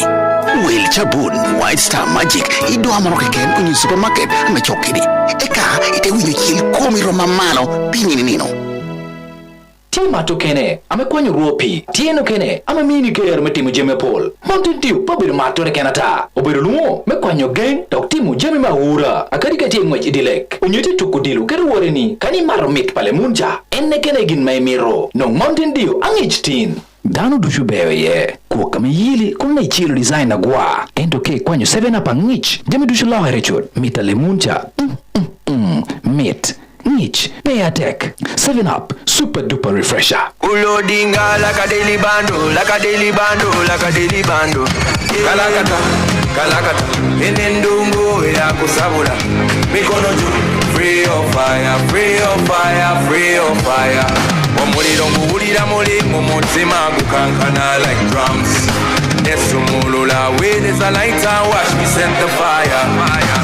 This feeling nyongera chibuyaga unstoppable kalakata enendongo yakusabula mikono juu free of fire free of fire free of fire. Well, amedong beralo line machim amedong beralo I Uganda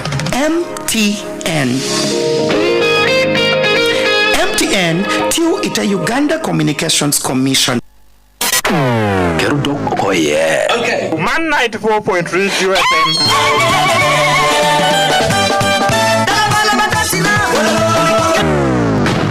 Jange chi baby.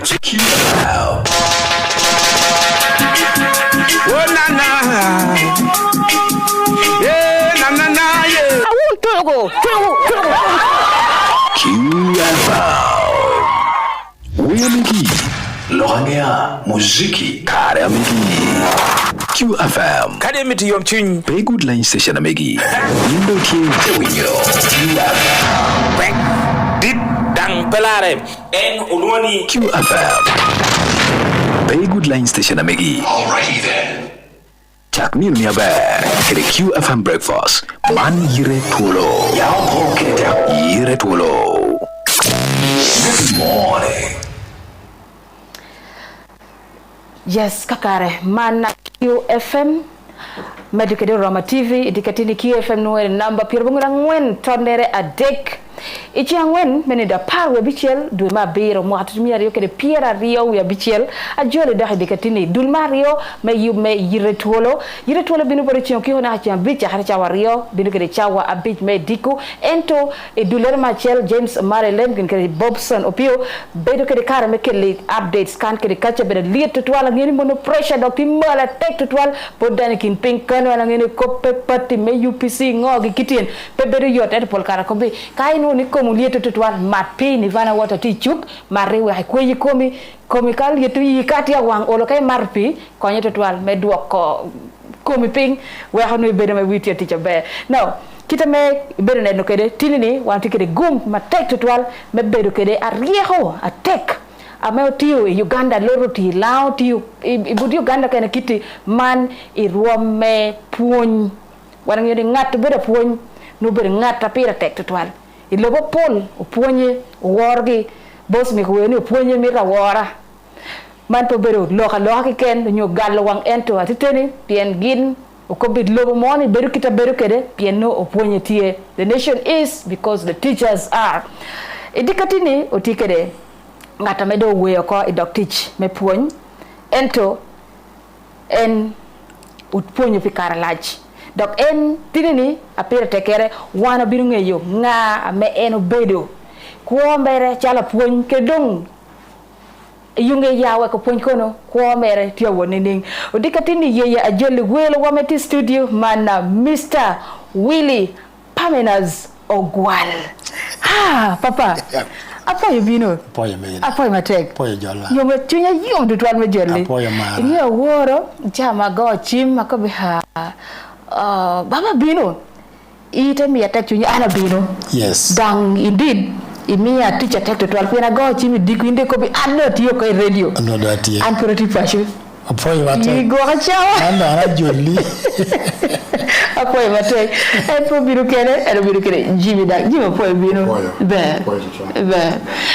yes man go na meti studio ini datini but apira teker kita ko kede nenu wati ikoma baba adita me en biro kede kar me tero service mari ñu tichere utere Uganda Pol wa kongi na en birana kongi enye Willy Parmenas Ogwal ichame ko bra chama tia penyu nyidushu itako ya Willy Parmenas Willy chala Parmenas kame chodang nyingi Pamela tiera dagbongo mera esiye kiriya ma mon bike ma cho mera esiye kitire eri yite ko pe spelling etikiti ata dong niang Parmenas ber nying na ma tiera na ma chel me winyo nyingo do ya kwene Japol bedo kede kermen yang nyingani kana pola na beria ka ko nyinga mara bedo kena penga go ni anyinga perwata nyinjo apol twero bedo gwalo rato gwalo kene nyo Willy da rato twero bedo Willy rato Willy moro ero kado tuni Parmenas da donka yeah no nying me Parmenas pamwari pe kwanyo nying temi yotina tata ero bedo luka do nyinga me ni yotina mere do o yere Bible okay eka nyinga me Parmenas dango yere Bible Parmenas ti Bible Parmenas ti Bible ando kar pot pa kwan ya mi to poyo vas mera bereta ko boni kayi ni mitoni ankana Parmenas ti ye urnen kana mo binu chimi ye odikon sabiro amegino biro ya ta binu boto ticho ba ko ni ba waro ti winyu peho mondo ti aneno chan pe ti poko kiche marorom waro mi ni waro gam tiche poko chemi chingu mun ko concentrate ko pe tuchujiri okay so da yero Parmenas ti akinage da yero Nikanori da yero Steven jono lo yini wonungo Steven angeo yes Nikanori la kangeo jono lo bere jo akirigi becho akirigi pore amepeo obere jo amelile kede bal okay so ja na discover nginyi ano karapira tek tutwa atado bere globo kana me wo pere ko nyingo ite tam ni mono pe bal nying dana chin wo ko mo matata piengire de nying lobo yojo ay be tamare ko no kalo nyinga dong designation er tikitia abedingo sure so tami ya maro kanisha tami ya maro tichoba tami ya ko maro ko obamba man beto twal nying lobo ente kane dang baba kai ni woro chala prison gikucha inongo kwa jwa nyingi Paul ye mukenda wa nyingi Manuel mukena nyingi Moses nyo nying dano chale bonda ruku yindo ruku boy achol iteru biana tar bono wa lungo lingo Wolo ngoli bo atare wolo ngoli bo acho no great anyway udok chene pepe wora te ate Willy Parmenas Ogwal onyuale mo xamene papere nga ene bera tin mete xere mer bien gire iti bakiche ka do tuli lo ke te xere yiri bera tin Akari yi rombara idi je bera duju wan por bero tino tehera morni. Yinyo kado etuni ko le mwawani ya. Chao kere wi le jamuko. Edo an woka beri kara me choyo gira mo amo meta kwani speed. Okay. Iye ya mo. Aye. Mana puonj. Piera na beri puonj ma abero kere plan la. Abero Parmenas Willy Ogwal. Pachotia Agwara Town Council. Kona duong ameti ya gebo Okay. Kana luna gebo cell. Okay. Inywan la papa kire ayawa arabira tina mabich. Oh.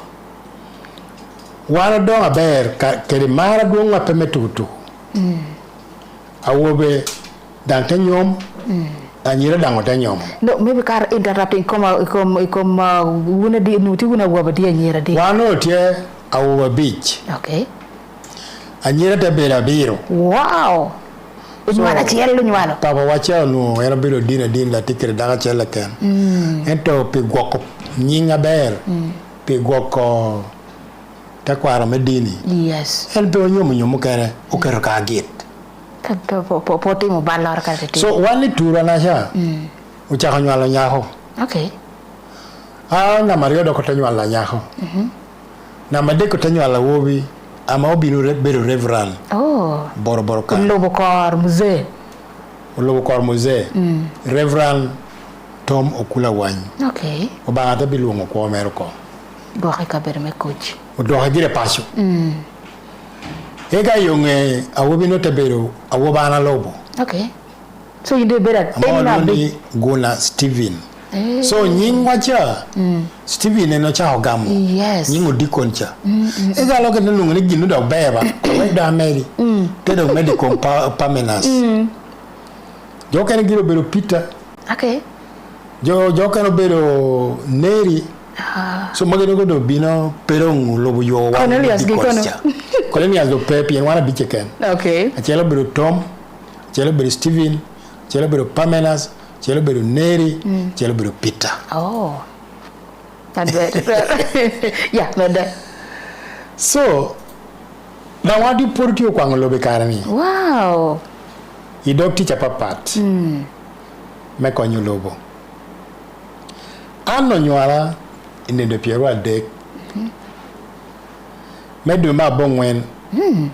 Mo atumi achel emi abongwen. I Piero bichu angwen. Piero bichu angwen. So achamu gira lolo woro mo. Me kati chore chawani no titu tiriam Piero biru. So kita papa reo ko bakere enieno. Okay. Ninde Piero adek de ma bongwen. Piero bichu angwen. Yes. Ti atina wo moti kanyol with Patrick aka Fabulous. Wuninu nywalu wachi. Nino wachana sha. Fabulous ke Willy muzee ko ginda rekele kon kai bini yoga put bino. Agende enti yo winya. Ko beni o minerti. Waranyim. Kita mayari pe anyangire ame papa do mi agincho mi ala do tembo ko ni angire ni ma onywara yeno da te gamudo ni no ena do te bibe tikere ikabera papat.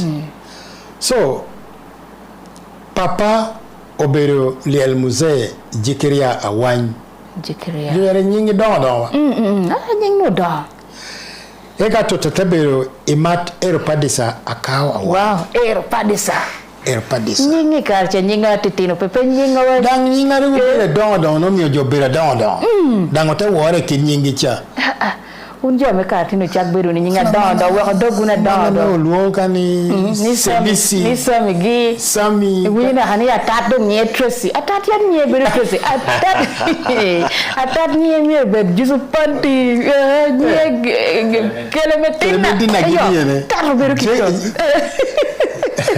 ega tehe pabge no beru bahalang. Oh, bahalang. Oten la lang chat ken kwara tikana. Yes. So one peri onge opokere ppm kere tamani manno obete telo jamma papat lu wanu tamani tegelo betka achel tiken yeah. So pa wari go yai baholang e katorwa te ya takara me ara kwar mo oh nelo kita balo binu kere mana gina da putu na hacha putu we ye yana kina hacha wa yeah so arabe ya point ama we ko doc teach kari be baran otino me karani tama ni chantuong mando ko bachara ko do ami otama otino me karani tama ni ngo ni chantuong anu ni karani nyo karwacha chande duong karani ko ning biene karcha an to ko be no champe duong to ma chel to tek to twal no petie jemi moga ma bina me kelu to ko dano dang no potia chel kare be digire pokere moga tente ne wa de chakene ba khlag de chakene nya da dom te khara pola tay chawani munu dangire no timere etto mare mor no potie watol wata no ku abere no potie o tinu ngiyoni man ne na endang wato te be be eti kane kane no kita jeme rubere kere ikane yes to ne okay bina mahagere teaching dano we dando o yabere dando riek dano kwan man me karatini do yab wigi eto anu ne nen chalo karu chano ber kai tamu gito edi atetene mere karwacha rigodure kere teacher tek kere diyo chun kere mito kwa amero mute kana ber okay so omiyo chawa long one to teach a porro ogoko chuwa ogoko komwa eka teacher ego teacher chene mela nonok so kaine ni karni chena reko lunga ni trillion kani billion kani million ikara amedo ngara woro kwana nyim atabi winyo nying million Petier Machel. Secondary school tier Machel. Dangote koni millionaires rekti America. Wow. No pour wiyir ka America. Wiyir ka America. Adaka yinu ngulu ni bere millionaire. Jo wori don karu kana morra burru. Eto ati wu me ko ni. Ikarni. I marachi la chel ikin pacho o den le million. Ame obere millionaire. PDM. Mwami de kia kokoja.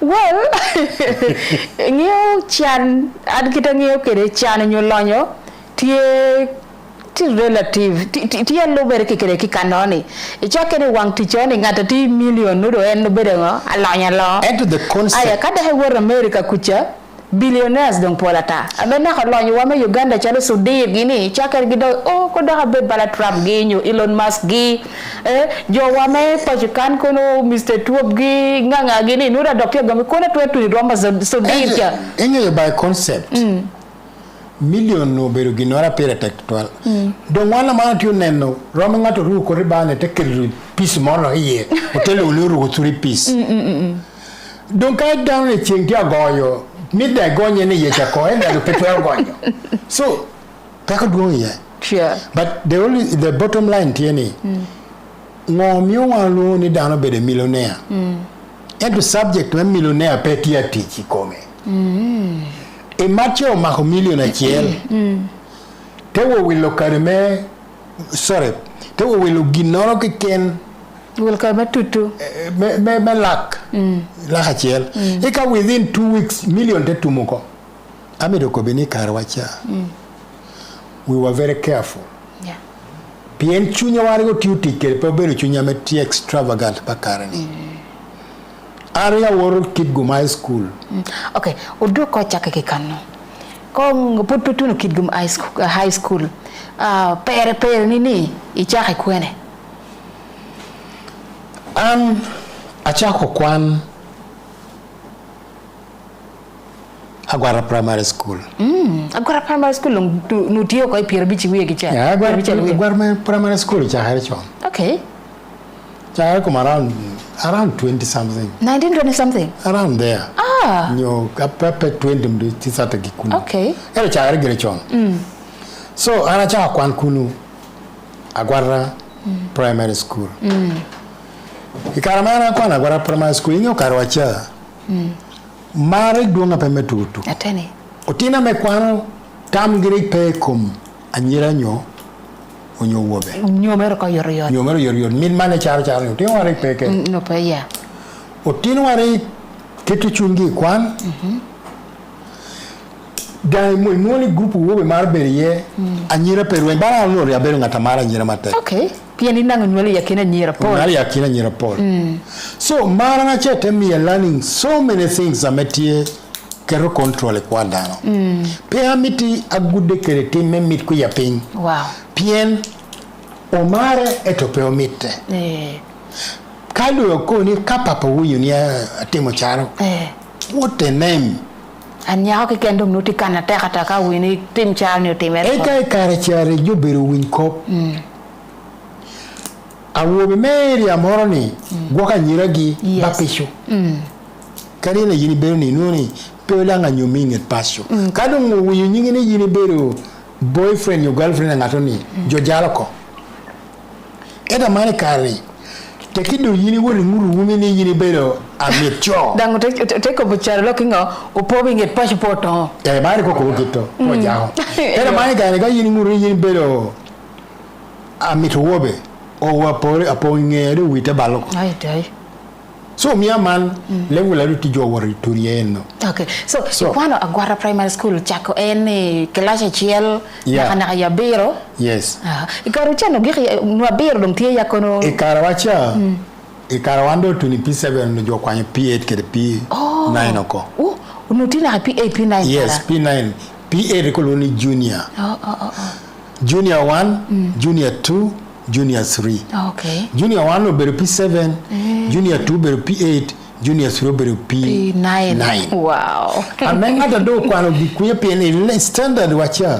Class ariyoke keno tero rana poli officer disime teacher ya. Man P2 ni. P2 ni. Wow. Kare gigi P3 no de tek kapemetu. Domole mwana yin pe winyo. Wow. Aman. Yingire ngere sampling an. Me wana to do mumora ngatidi. Yela fe. Ando atembele kwan agwara kanu. Yini nyopi kope chan kere woro kere mar. Chao kene school fees lo adako. Au poya me wando marwa piena rie honoba. Yes. O poya me marwa uru piru pirwa. Dog de dog chukul. Chao kene dog doka bola chulo en chenani. But eventually puru biru failing. Meme danyim. So tatuni chame ando I will repeat 6. Chendo telo yako atwala. Atwala tino poli ching muze. Ateko boni now what do I do? Ate wota pa kana mama luni agolo welo bi. Karwachere obani. Okay. Medi apoke me apagin kele chawente. So chawenda manti kwania. Yeah, tikwania. Agolo welo bira tikwania.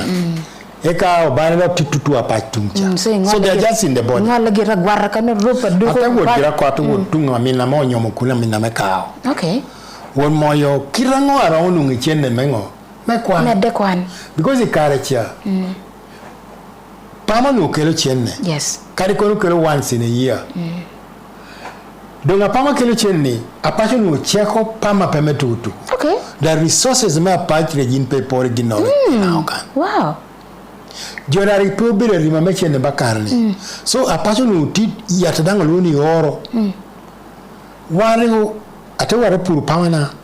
Jama puru pamana. Por morgira tetiri. Tali ko ye pama bera chill pama to nyak. Apa metutu. Donc ate ko ni karagala wango. What I should do is to participate in the culture. Okay. Do hana wara go ke mekere josa. Edo milati duge kwa. Yeah. So te donye ko grupo mielo ke go mielo ke me. Ogo yo kero mielo. Okay. Bera no te kwaro no do. So hato ate mielo ke me na cha kere discipline. Pe wi nyinga do yonga. No. Miel gira nyinge cha balla cha netu megi yiri kwa. Ana go gira. Kama la mera balla kare unjo student ni. Undo kobu. So I take Chatopama Nature around 60 something. chama char pamana cha ateduo ko school. Okay. Teduo gwara no yo P6. Oh. Te karo ko P7. 1972. Wano te penye primary. So icha happy wana wene ena gwara ni. Peo staggering peo exactly. Okay, kong do wote kikan yeah. Ate penye is 1972. Eka 1972 ni. Wano penye me East Africa. Da penye ka penye di. Dek ken. Makchi edanga mitubelu ka mia dek. Ooh. Every subject omio makchi mia chiel. So subjects are not penye. Subjects are one penye ke beru chora. Oberu lemono te beru jenu paper. Oh. Ame yib jenu paper ni ti science, ti geography, ti history, ti religion. Okay. Come as kan. Magino wane po wi cha wacha. Okay. I primary. Yeah. So icha me penwa do timo around November is 72. Tempo ko penwa ko penye ko poka di. Kaje no pepa ti angolo Nairobi. Chura ngolo Kampala. Eka English ngolo Dar es Salaam. Wow, that was in the spirit of East African community. East African community. Wano penye ko penyo. Okay. Tene ngoni kitabelo ko bikere. Nataketi chunye jamo ba blessing. Sure. Pende duo. Bana wi kere chana chaba. Ipuru pa na cha ilega na cha. Wow. E chama penyo duo. Anate nuongo Ilao Lira district. Lira district enaritie. Oh, okay. Ame town Lira jo Lira ni du. Lira district administration. We ought to get decimal Lira. Yes. So, councillors te beru take money. Omitomia tina mo Karaberi district scholarship. Wow. Tendo unian Max America ngolo me katupen me P7 onu beru mi aria pa. Yes. Mwana ja mi aria pa. Kada do we will ko perpetu katuro konyi. No, it's okay. So you have been no ngade. Ana tendo mi aria per bichu achel. Ikaro ko. Ikaro. Ana ko ikarno. Perango te we la kan. Wow. Utedo gogo balcha me jono tero ni konyere pe agwara P7. Imagine. Tendo 251. Wow. Angiro wana yer ya wot kidgum. So there was no alternative. Okay, yina yer. Carry am to wot budu, carry am to wot kwene, carry am wot ntare, kwene gi we were free to. Ngami yer kidgum. Ono ko mara. Okay. Amara yini ngeo tijamo kana ma impressing jo meti muginoro. Yes. My elder brother kwano kidgum. Oh, so inspiring yina ngelo boko. Gina luti inspiring ani ye uniform directi chokchi moro wa ball. Ata blue, I'm all in a yellow. Okay. Very nice. So, because we want to know choking. How are choking? Oh, compare to chat will can do whatever you can know when the kid go, it take one and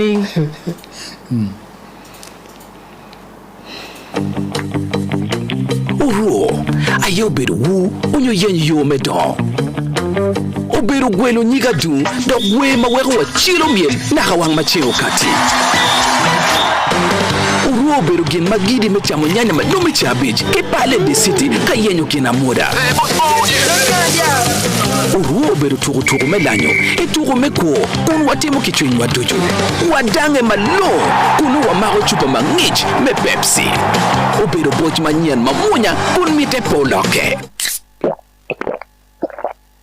Pepsi, thirsty for more. Ichunu idonya be Uganda Yite rien Udikuni do halno do ninu ni tia bera karo kire kubra do mechel kirka MTN bando melok yakina chawa chel kire chawa rio no diku we nung dakika digmen nono melok I MTN wori MTN ametiupi ni na loro deka star achel no note star ario achel ash iten dakika men nono melok neno lo hagonya rapal chuji rote chato will lo kide muje lo hagonya kide daka men nono ame yai bot MTN karachel bot wera juku kubirewa MTN MTN tiete dulbe Uganda Communications Commission dok ene yengi otichere. Fortune Spaghetti, a product of Bidco Uganda Limited, makes healthy and tasty meals with all types of sauces. Fortune Spaghetti is low in fat and a good source of energy. Fortune Spaghetti is affordable and has a long shelf life. It is easy to cook and has many health benefits. Fortune Spaghetti is available in 250 grams and 450 grams pack in your nearby shop. Available in all shops and supermarkets near you. Kapeti ukere momo ko bida teki nungu chene mala ha bida teki itwere lokachene nani icha ba ko dogi pichene ni Conductor balancer. dogi karo kene tulo dang porro ko ame pengeo dang doktor ruenyo ko gu ineno chene na tuta biju porro kane Gere kom jamini endushu. Ti kere momo app on your day star chela bishela B star deck hash. Picholo ginoro kiken. Kanoro kiken. Eka ite nungo mita tikere. Tuta bidu kere pe abo cholo pire. Itikere teho me bira bo abarwich. Mono teha MTN momo. MTN. Banka duong me Uganda. Ena mengiyo ticha MTN momo Uganda Limited.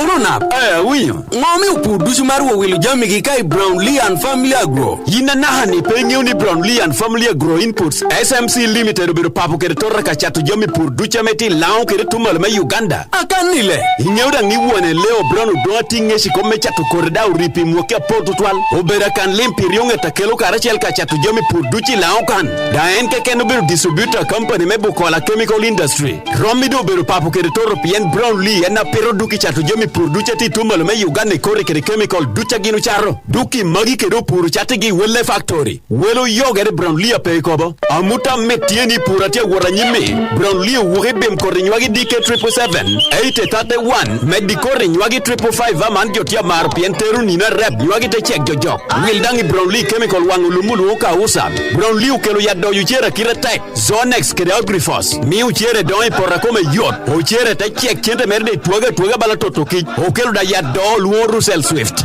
idoka inywagi top por nywagi te beru dwera deka pe neno do mor gikan okelo da ya tu luo target mo tiu kere kir fall ami wom si nywagi jami magi du ci enu kene Brownlee tie chati wele wholesale kene retail nuong Brownlee and Family Agro Inputs ilira sita mobile road opimere rapido gola medonyi taxi park go chimpi ngechu kene idoka na manota deka bongwena dek ario bisha rio achela rio not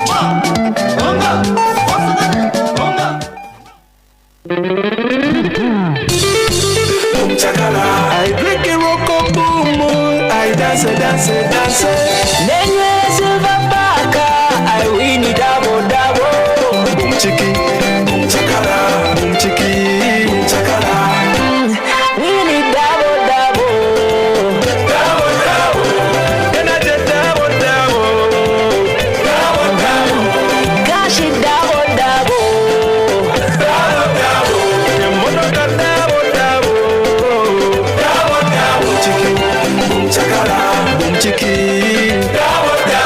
Chakalo dugu ko kede tufu tiana rio nuang rok dugu nyo silver back energy rote gina me umuye gina me neno en gina me lanyo rock boom gufu pio lodge mata me meru gufu pebe pio tino mono yach mega metia doto tino kede jua me kawa teru giarach yuba me chwalungeche chato wilu nuo chwaka dule National Lotteries and Gaming Regulatory Board yuba me chato wili tepi kara check Ikarani, unywale melo Uganda karo miliona chele nusho ko, utia kwa gini kiri kudi metuo jonyi kumgi. Achojo apol pat pengi yot kumgi, manu utia keto kwa gi, kiri mea jo amegin maro, kana tag pat. Nge yoka iti kwa kiri kudi metuo jonyi kuminyupe, ubedu step namba chelme kwa kuponi, kiri mega jo ameyini maro. Pimere pituo jonyo tie menono, dang tie me imong, kuniromu timo iwudi yenda meti loboman. Pimere pituo jonyo guaho kwa, karachel, oromuru nyunu tuo chili mo kwa ilobu Uganda. Seko noro ke kenda me wanu tiu me lwenyi komtuoni, konyo kaka noro. Ochak tisho kwa iye, ichawane. Kwena man, jomo keliu, ubedi Uganda AIDS Commission. Officer President. Ulodinga like a daily bando, like a daily bando, like a daily bando. Kalakata, enendungu ya kusabula. Mikono juu, free of fire, free of fire, free of fire. Omuliro nguwulira mulimu mutima gukankana like drums. Nesumulula, where there's a lighter, watch me set the fire. This feeling, young get up, we are gonna stop it. Kalakata, kalakata, enendungo ya kusabula. Mikono juu, free of fire, free of fire, free of fire. Well, amedong beralo, iline machim amedong beralo I Uganda. MTN. MTN tiu ita Uganda Communications Commission. Nuong Merinda ite nuong oyom chuny, nuong Merinda fruity, pineapple, green apple, onyo orange, mari, pohi, ite buonyo. Kayini buonyo, wilobo buonyo kedi, Merinda nuere e milliliters, mia deke piera deg nono, mia beach, kede liters ario, mepet bottle, kede dang milliliters mia deg, chopa meto, yom yichoro dushu nuere ka e Merinda. Mirinda, smile, be contagious. It's 10 a.m. Chawa Modico. The time check on 94.3 QFM is brought to you by KCB Bank Uganda, Pijo, Piberere. Ichunu, Idonya Be Uganda, Yite Rien. Udikuni do halno, do ninu ni tia bera karo, kire kubra do mechel, kirka MTN bando melok yakina, chawa chel kire chawa rio, no diku wehe nung daka digmen nono, melok, I MTN wori MTN, ametiupi nina loro, deka star achel no not, star ario achel, ash iten nung daka admen nono, melok nene neno, lo hagbonya, rapal chuyi, rote chato will, lo kede muje, lo hagonya kide daka men nono, ame yai bot MTN, karachel, bot wera juku kubirewa. MTN. MTN, tiete dulbe Uganda Communications Commission, dok ena yengi otichere. Tika Norodushu. The best music. QFM Tika Norodushu. Nene Chinawa. Going where no internet radio station. Gerudok Okoye. Okay. Man 94.3 QFM.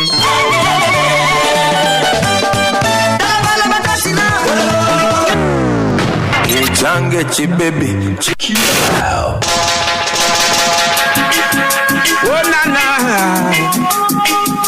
Yeah, na na na yeah. I want to go. QFM. Willy, Lohangea, Muziki, Kare Amigi. QFM. Kade miti yom chin. Pay good line station Amigi. Window King Winyo. QFM. Dit dang pelare. En ulwani. QFM. Pay good line station Amigi. Alrighty then. Every voice. Don't do chela chel. Don't do chela chel. Don't do chela chel. Tikere chena ne. Dok ichena dushu. Tika nora me yaye. Awano nen ba uchene koni nen wada ichayo wana kabiku da pokwano. Eno kene yaye streets. Eno kene yaye kenpachi. Wano kili muziki. Wano kili kara me pirte. This Sanja should be regarded as a Sanja of no more sleep for Ugandans. Mano birra you can. Mano birra ribere. QFM. No mete. Tika Norodushu. The best music. QFM Tika Norodushu. Nene Chinawa. Going where no internet radio station has gone before. No mete teho. Yaya burena migi. Tunu na speaker. QFM Tika Noroken.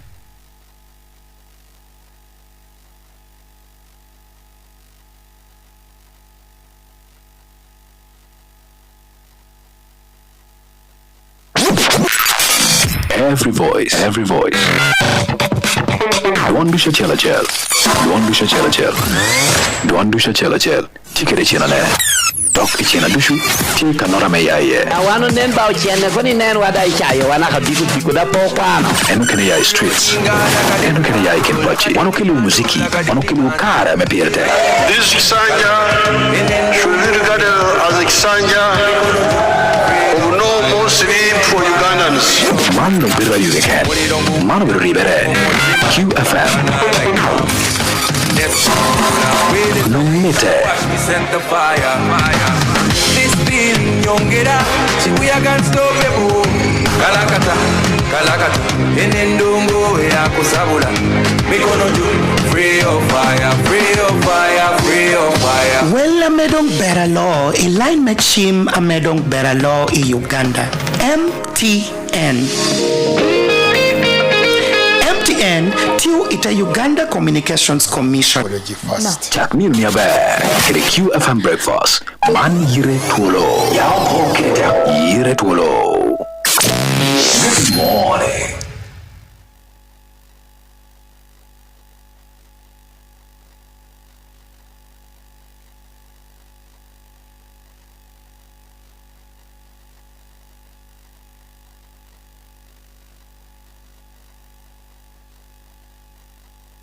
nying worro kala ci xal ñati ni ñing ngata ma kire pe genne endang worro o gom mo no ba nying wel ci ni do mo gom o worro yo mo gom ñe du tambe mo gom ameno o potpo gore ko ma chat wel no utagami yita yer kid gum pien maximum no gam ke kanaro ken kono buddo kono kwene no gama yeto yingine ta yer kid gum pi socks blue uli ya yellow pieno mini dang no kwano kuno ikarna zoro kid gum te jole ni ningi te kwan ni kuno pe mo kadi shwari ana maro kid gum yen gina ka mare chu yidu ko ni ka nyom da ko ngwalo takide mare ni yin da ngwalo jo nan no ngwalo yin pe na ngwalo yes so ate wo kid gum are keto tek imo hamare yo ano bela tena tukuba tuku mane atuku dilo ngwecho da ngwecha chego ni 100 meters 200 meters sprinting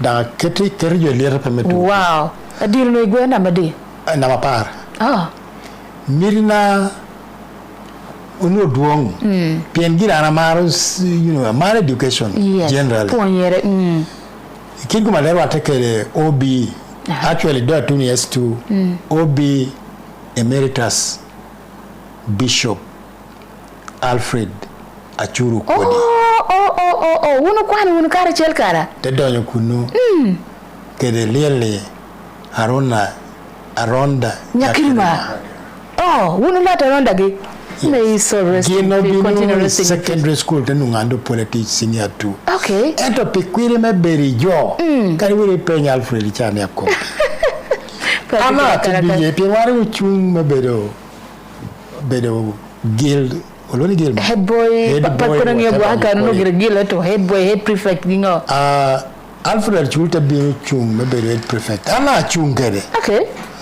tola nyajira ko piana ati senior 2 ayia moni yene iye wando nuwe ka chara nuoro nyera ke chekulowa yes edo no ye ayacha probera ye madage probera ye me ina moyo prestige yes piende chake no luomo ba mi yes that eloquent yes that perfect dango tino mara wow elo ka pe level le kwani pera level tina ri pe maro ko parman tutwal tina ri paro are you hospitable yeah. do you care for people pielani kana danga holla luoni jinja ikid gumkuno so no da rebel assistant house captain buru no nying district jinja barara lera kona lera logo nutie so an me no jinja okay gulra nutie okay so atembe digire kwana atete ku kid gum chama te ho kid gum opportunity Dr. Bino inyo ba ka yiki giri morwa in what according to luo ba take it you umiria ka discerning the truth yep gino du jama be yo ni yini ngeo kana chile tie kere kana runyina yes so ate wo te kwan kid gum icha mere tie ku kwana penyere senior 4 ate wata ponyoro ameno kwana suru kiambogo NTC yes to kwanyo form tekele ko ni yini pore be point to 12 there's opportunity ame ogamo jome O level iwo kwanyo point okay me secondary school so from O level it business education it was a special consideration among yojo okay tekele form jata pongo eto foma hana monwa pongo la kawa business school yeah nurea medu kwa accountancy kede related subjects yes ametere tichi bank tere tichi ngo icha jama rione conflict ni comparative card no comparative tax jama tax twandang lo no duong yes lo ya reality pe lo ya jone me chawa amo bula we go ngalo lo nya to root lo no and there's no substance aman anate we jama rione ko ni now ogama kabere rio duchu gama NTC utega mai inakawa what do I do? I'm evaluating my own self. No. Both of them bear, they are team competently. At the time, I will read up when you put the subject. Not a bear. It would be even better than by the professional level. And I reason in Grawia. Yes. Ikar cadang no career guidance no yinde tamu dong kita dong twinyo cha terke and kita do yini work not even that my mindset was not there no peti yeah so anwan and prestige no better point a good my mindset yes so yet tell ate were qualifying doka horo kid gum do rata wana chur e worde mo ke point kwano point diploma level okay do wate wana chur kunu level me kwana me kwa chambogo yes achuru rutio ka chesi uko okay anda nunetio o level uko ano daga me level o level me kwano business education achuru daga me level me kwano teaching profession so both of them are teaching professions so achuru bere ponya mo kwano be oturu kiambogo ana bere ponya mo kwano be oturu kiambogo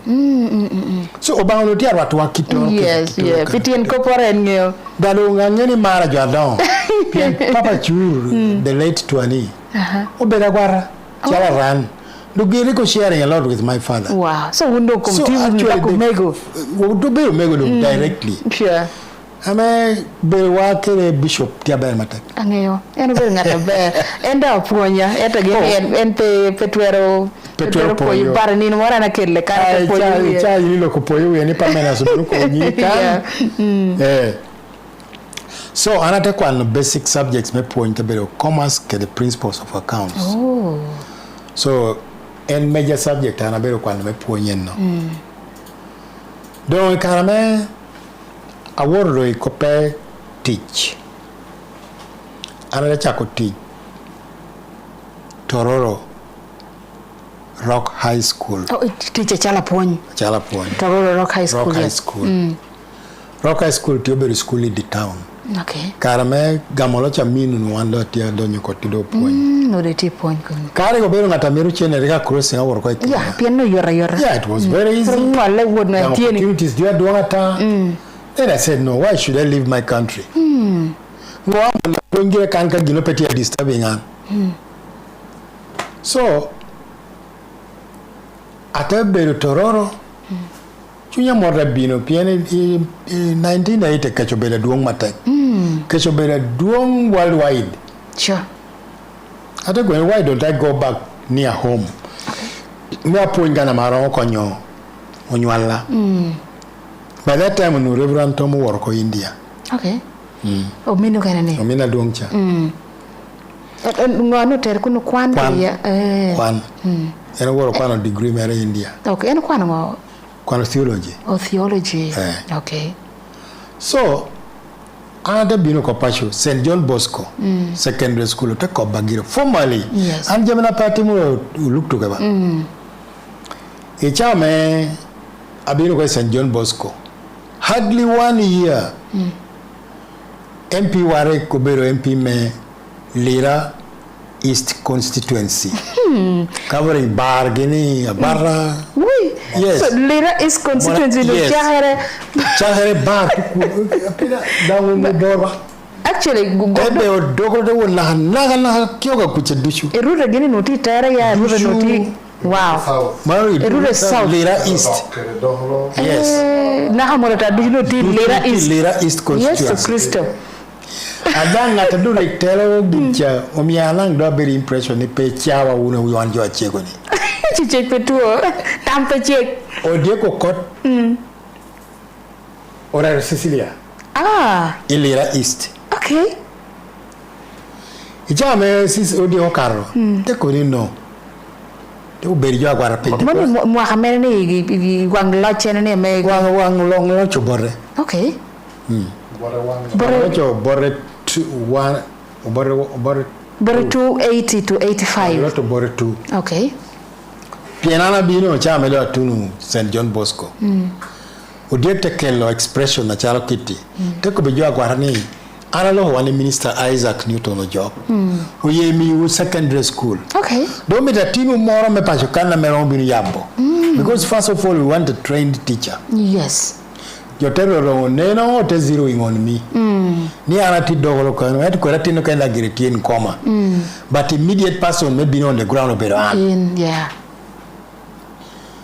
atebino girejini ni la pene mo timo i posting joy go ando le bino ko wilwa MP piene ero lo kere masala te ko ni il masala tinare ko ni moro Eugene okay metoro ko ja oh me St John Bosco oh yeah ni adwong moro wano moro bino ko bani PWU minister give me honorable member of parliament ko ni were yap chukulturu what do you feel about it according that is even better Pien me ya bochukul tuwa secondary school la recha kichukula rea kwa ye wow so we started Agwara secondary school from primary school 1983 wow yes. So Agwara secondary school is 1983 wow I could become from the horse's mouth I know Ichama wana ya Agwara secondary school take concentrating in fact when I was alone for some good time I tell what Bob Bishop and again America said they could team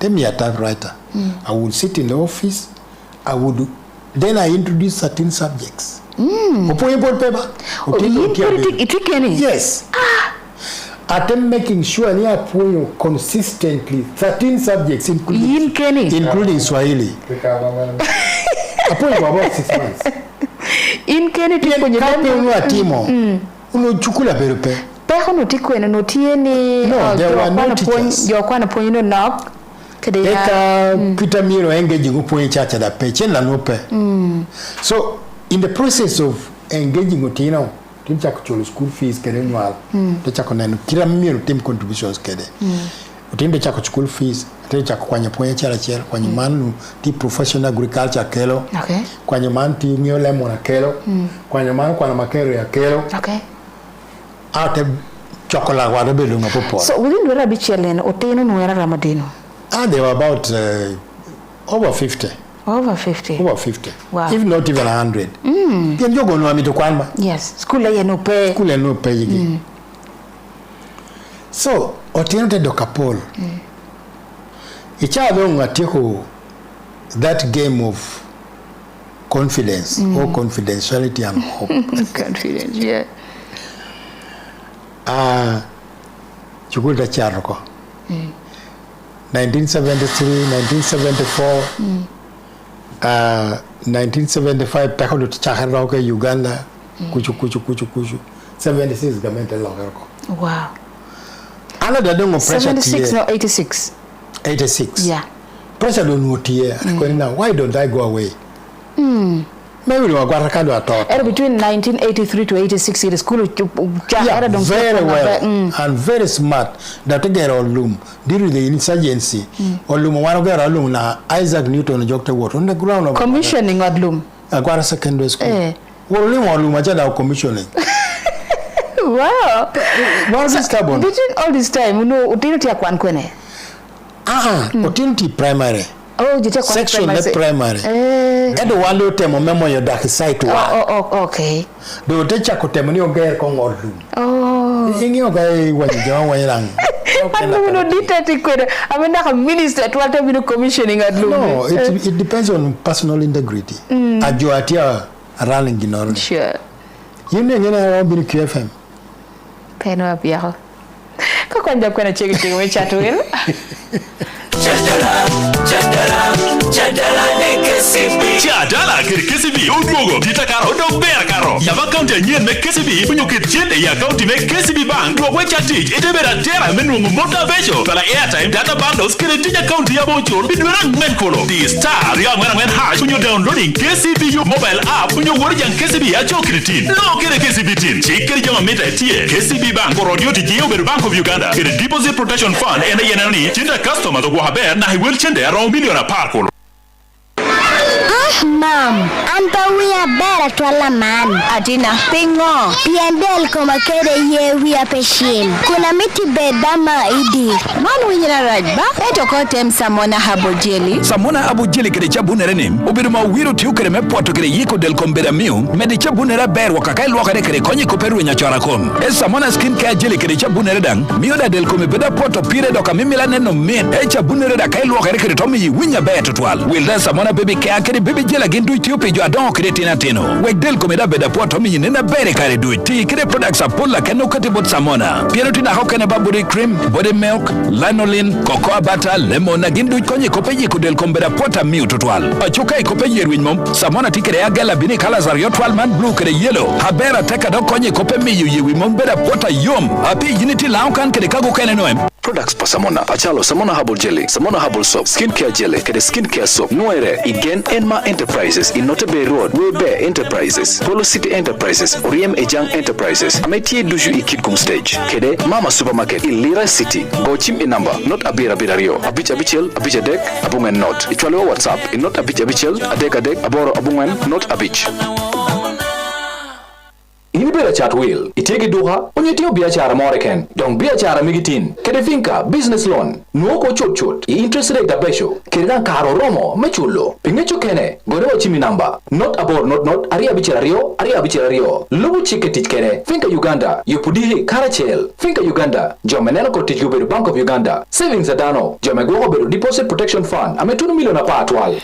Apa itu kecil? Dak yang terwajil karo yung chawa angwen medico studio politika de dit punya work medong way teach pro work teach way doc teach me pun ameno chaho pun ikan nabo eno bedo ngata me o chaho agwara senior secondary school imo atutumia chelo me bongweni piera boro we dek ubagini kana tek pira chaha gere side me primary kadong pira boru we di kana me commissioning adlumu ma chelchen pira boru yang wen so within a year uno ogeru no adlum cha kamene ni idak uno ka ye adlum a chella ditata me ongwe ko ye classes angwen me pun timoteo tim accommodating tino chaki senior chelna senior angwen okay so Minister of Education then Isaac Newton Ojok Tabino Limola. Wow.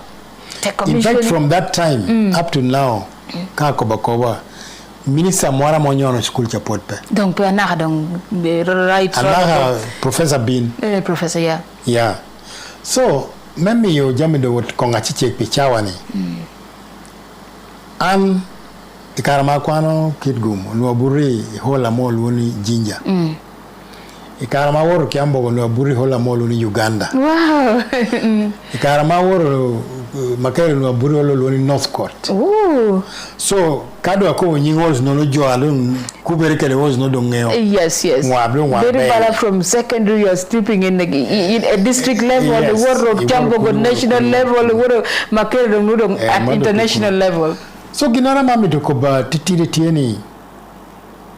Kwan komberu ginora me atia manono kado imaro kwan da yiri wori kwana nyim da nu teach sure an amana tikede abina bero kede gum meberi lobone yes obata mi andaka di achara ote wedding kede kanisha ekata mi wa tino anyira bero. Wow. Kira woba dek. Wow. Imiro dia mokoa muze. So, could komelo wanu. Yes. With humility, everything is possible. Ni kicha pala ba to ne dushitia? Tia. Oh, poa baye. tenotie. Okay. Ero torugire no ma bango luongo. Oh dear. May her soul continue resting in peace. 2013, I don't only 1 year to retire. Oh, na 2013 Twolo. Wow. I don't want to jala wrote well. Take her. No, agerni entie kanaber. Ento anata mukutamani, I will never remarry. Why? I want comfort from my children. Wow. Dang pedo ate mupien from 2013 na tunichawale. It's a long time. I know. Pedo don't ati motivated.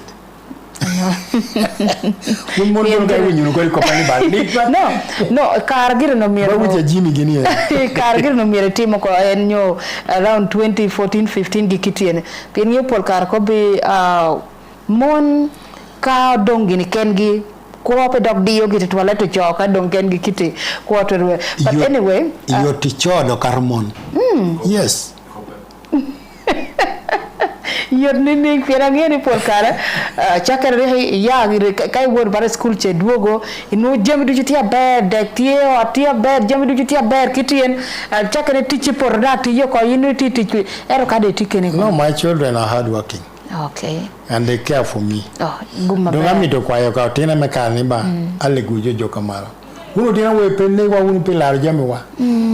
Pingine yo tia tena karne. Yes. Gino tenu decide ndone ko papa ge ko pilar jami. Jamwani yo choko momod. Iguma raja me wa yewa. Otina wo benien kado alar jamwani o charo chamo kendi. Naka siblings gino pay bill. Na hadlo ba yini weke gini pe chatu la siblings kenda pay bill. So it annoys a person like me. Okay, manono mionen bin magi kino kanen kong amecha hagwareses ibini retired nga gwareses kono keriya do bini inu postings is kids mukene. Monde gonya ber. Ichame abera gwareses. Ataya karame insurgents at war ko entebe gine what a ministry. Ata upenyini ko ba ko agwara. Insurgents May 1986. Yeah. That period. 96. I mean 85, 6, 7. Revolution of Yes. Ada gumaraje na watu wanabinu gere ni jono biru chele dukuta wangoko. Oh, odlumi. Oh no. So in other words, kan or yaho mono kia wana ro ketukele petition wa. Uno miro wano gere monument oro medo poyo keriyo we Museveni. Pian is the longest serving president in Uganda. Nangeyo. To gere nyo pian abiro proposing akoni kaunu anu chawa melo kejwa winya. Aliza gwara wano tikere land me secondary school. Okay. Amera wano romo gero the Pan-African International Conference Center. I took to fly over me joining Agwara secondary school kere Agwara primary school. Man not where mere. America uri koya ula lobbying aloti awaranyim. Ayela. Mewe government in sympathy for those eventualities me war. Gerewa Agwara kanu the Pan-African International Conference Center. Awana around them Mano nena better twal. Eroko dokum chen interview wani kana meko be bini doc chen ministry. Ate wo moyo posting. Yeah. How da ko bani pe akwanya gwara. So I would be posted temporarily in Tebe Secondary School. Okay. Otachwala in Tebe Secondary School. Ate uponye kuno. Although no ginpe gap me subject ape. You know, no, you're a trained teacher. So, upon your subject, you will become a librarian. Oh. So, in the secondary school, teacher better teacher Paul, make or do agwara, or better teacher library. Okay. So, I was managing library. Wow. Couldn't get at be ponyano now. Because you substitute where necessary. So, when you commerce, accounting. Yeah. At Entebbe secondary school. Okay. That is now after insurgency around 80 something. Chamerung Adu Agwara teach humbly. Yes. Chamatiu and that koni Pea bebe karachiel. Let me now cross over dohi.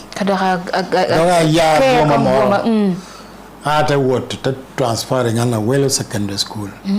Kyoga. Kyoga. A child deputy teacher. Okay.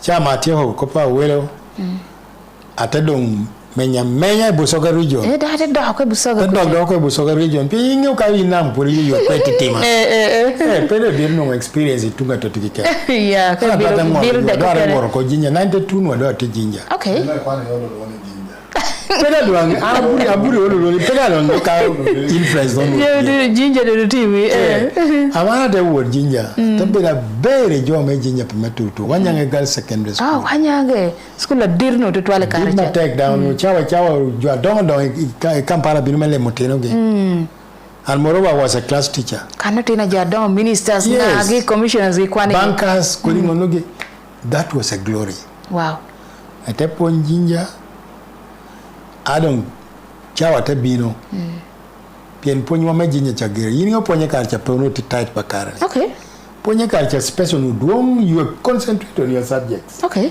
kada ncha amelo mponyi pera konyido pechu yagre so in jinja I managed to be even working in the high court achalo my high court assessor okay hey very prestigious position wow one beru one ngol kopkiri one beru kereni until one releasing tamwa okay opinion assessor very crucially high court ikato keringol yes wow do mirini mi ngol kop tama ida mekwanya buchi nyome tuye buchi nyome de ya buchi ibini mi dang tame de mara ape tame de ya gere to berutie there no coming out of a substance ada mirini pienin pero be kado niang kitame pien kotine ne pote matataba kado niang kitame jo presenting the evidences apart issues apart it no really nyaho ni brutally was killed and the question of murder yinda pemi angol kopitaminegi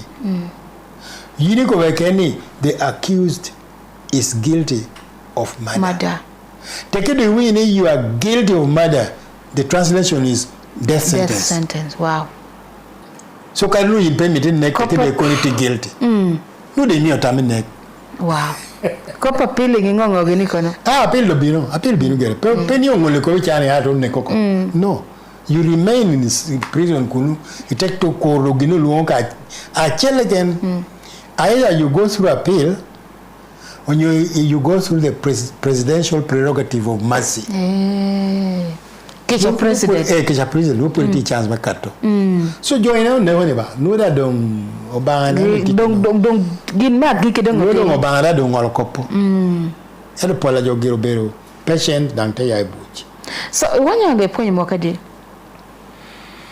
Wanyanga I taught how many years? About from 92 to 96. To 96. I know Pichok Mwakangwen. Angwen na ye. Actually, a bit longer than that. Eka pero atebi mitokwaya koba because of a disturbance. Anga bero hoko. Do ile mu iminta matia bero hoko. Then I created an NGO. Okay. NGO called Auxiliary Foundation. Auxiliary Foundation. Yes. I met here Timukobiko Environment and Integrated Development. Then I championed it to cover all schools. Amadang purity ponjire Achaho NGO. Okay. Dang tuche la roha wuru gerekot. Piengi wacha pebero. I was covering them very well. Okay. So ikarlong kope wanyangedo tum. Then I went to Buzaya Secondary School. Buzaya remonto word na 2014. Ate do way you ona. Buzaya Secondary School tikwena. Tikamuli. Oh, Kamuli. Yeah, so ana way Kamuli. Buzaya Secondary School. Mohammed? 2014. Oh, 2014. Yeah. Ame ichado ana do pachukana. Muda dunu kana. Yes. Akoble manamo. Chado do pachukana. Atendo muni ana retiring is service agamente. At the political potential me creating development. Yes. Langina ni ena wana beru langini ena. Laune. Aberu do launi ena. Urushere direction pe. Kai kelo tameri yako. Jokene yeta yera. O yera leader tin. Digo tiyo yera koni nyako ne kani koni ngono. Temi ya tuon le wikere para duong matata koni. Where are we going? Because kanga tero kelo ginaber apenyo ni ngao kelo ni bishop ere ni bishop olwa manu pe obero megi manu dini mere manu lego kwene manu pe obero megi and bishop is supreme. Sure. Ka bishop e catholic kelo the problem ka won yasu kelo moni me won yasu mene ni me ayoshamgi ka ni me ngagi wando nyinyira wape metutu atapiro tabale kwene what can be a neutral body mara mera okelo a simple perception allow by design not by talking nyongoge but it must be by design and intention, and reality and intention. Other no, I'm going to write a concept. I'm not limited. I tell you your concept me forming association norama alumni TESCAP is the Elites Senior Citizens Platform Association. Okay. You come on me TESCAP be respected. Mirokel koringagi. First of all, the people must be the elites. Ame peneno chienne, ame neno integrity. Ame parong ngao kelo ngo, ento paratama ngo ngao kelo. Atakwanyo awoba ayot. Takoni wan gelo, wan gore wot. Ento yini bera awoba yot kai beru ite TESCAP. They beru one of the board members me TESCAP. We are going to throw you everywhere la yini ngwe kawana miti wo na yedonga bero atiti me TESCAP danga chunye du dada go yini titi no yini bero treasurer because we are not money minded people chena yini generating you will design what to do. Okay. Kereme wa omede teacher nyim like radio program kitiya unu atin wa no me TESCAP ena me miro financing teno ena tia generating chene from members kerengaji. Sure. So atina hata unia kel borukan memutu ene no berukan ene ene no nyam kino kani eno aginomia taking interest ko obere photographer pia kara mara mo wana ti jinja unwoti ti your program maro kere UN Habitat tia watamara mo no obere a photographer woro documenting Germany a bear cha do jono woro meeting Nairobi pe obara cha mebero lo and playing a video and you tell them the concept media marecho amemir jokoin then donors came. Wow. So one people to look at stage asa hata anakobele etu neno timetunu kono hata amanika wa cha discussion wa mirubel ba Roma TV. Sure.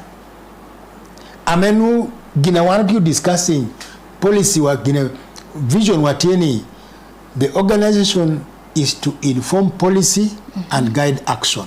Okay. Donc, informing policy, we have to discuss informing your policy. True. The pro-people policy. True. Kada ikwero girwan popare. Pianang. Piandio do ti staggered. Yes. Regio tamane jo mere na staggering. Yeta manla even the sober people. Because of money, they are all staggering. Sure. So, TESCAP. Dong Rio da. TESCAP. TESCAP. Yes, TESCAP. Urido doho mwaka ramkweni. About 2 years. 2 years. Okay. Yeah. So one time ni miro one register nga gora chalo CBO pebet kere powerful foundation ora mejo tamani Yeni usually rekonyo ya wi. Yeah. And everybody became a Christian. Yes. He was born in the corral, in a manger. So TESCAP is similarly born in a humble way. Eka to kwanyo daka chela obere matemat bane. Nguo mbera na tikele integrity my education. Ela wobini ya no mo tokela. Otemo jo apola na kwani na chunya petia ko chunya pe winyo. Chunya chil dia ko kana kana wan wori ni duong kwa. Now they have been very keen on seeing kita wan word kede. Okay. Ateka to ngi tamme agiki. Ni manno dongo lobo obede mission. Mission na dongo lobo tieni twero be government program, twero be individual program, chala empiron kati tamere. Yes, kita berkere. Twero be community driven program. Yes. Umi nene kara mor joti alo inlira kan. Government program is set to make a road. Individual member of parliament program te binu to make the same road. Did you see the confusion? So one amount of question know, as for ourselves, maybe it is so eloquent and clear. What I'm going to call being a profile, a chelken, yes, a chale project. America didn't langa me to carry permit, it will not okay. Yeah. Project I want to look millet tree growing project. Okay, millet tree growing project. Uteko ni one pro balo ni obedomadoma. One chako nying program wani ni Kalien project. Kalien. Yes. Kalien project. Obedo project awana chako la doko. O meti jo me rome puru kal. Ilango kitari ko bangami o kere kal. Pacha chel puru kal.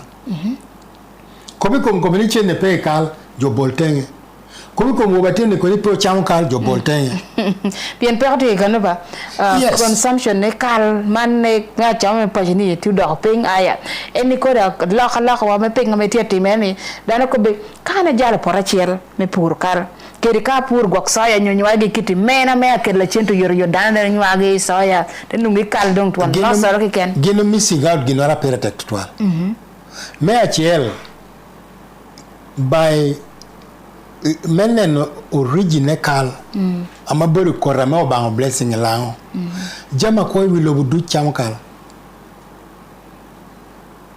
jama ko du chugu we ho kalter korapama winyo cham kal dian cham kal diel cham kal dano cham kal jama ko du na hare o magajen ka gino difficult dinam ko nga cham jama gini more cham choro dan choro no tikere nutrition na do beru choro me balonam ya kum jo chekre.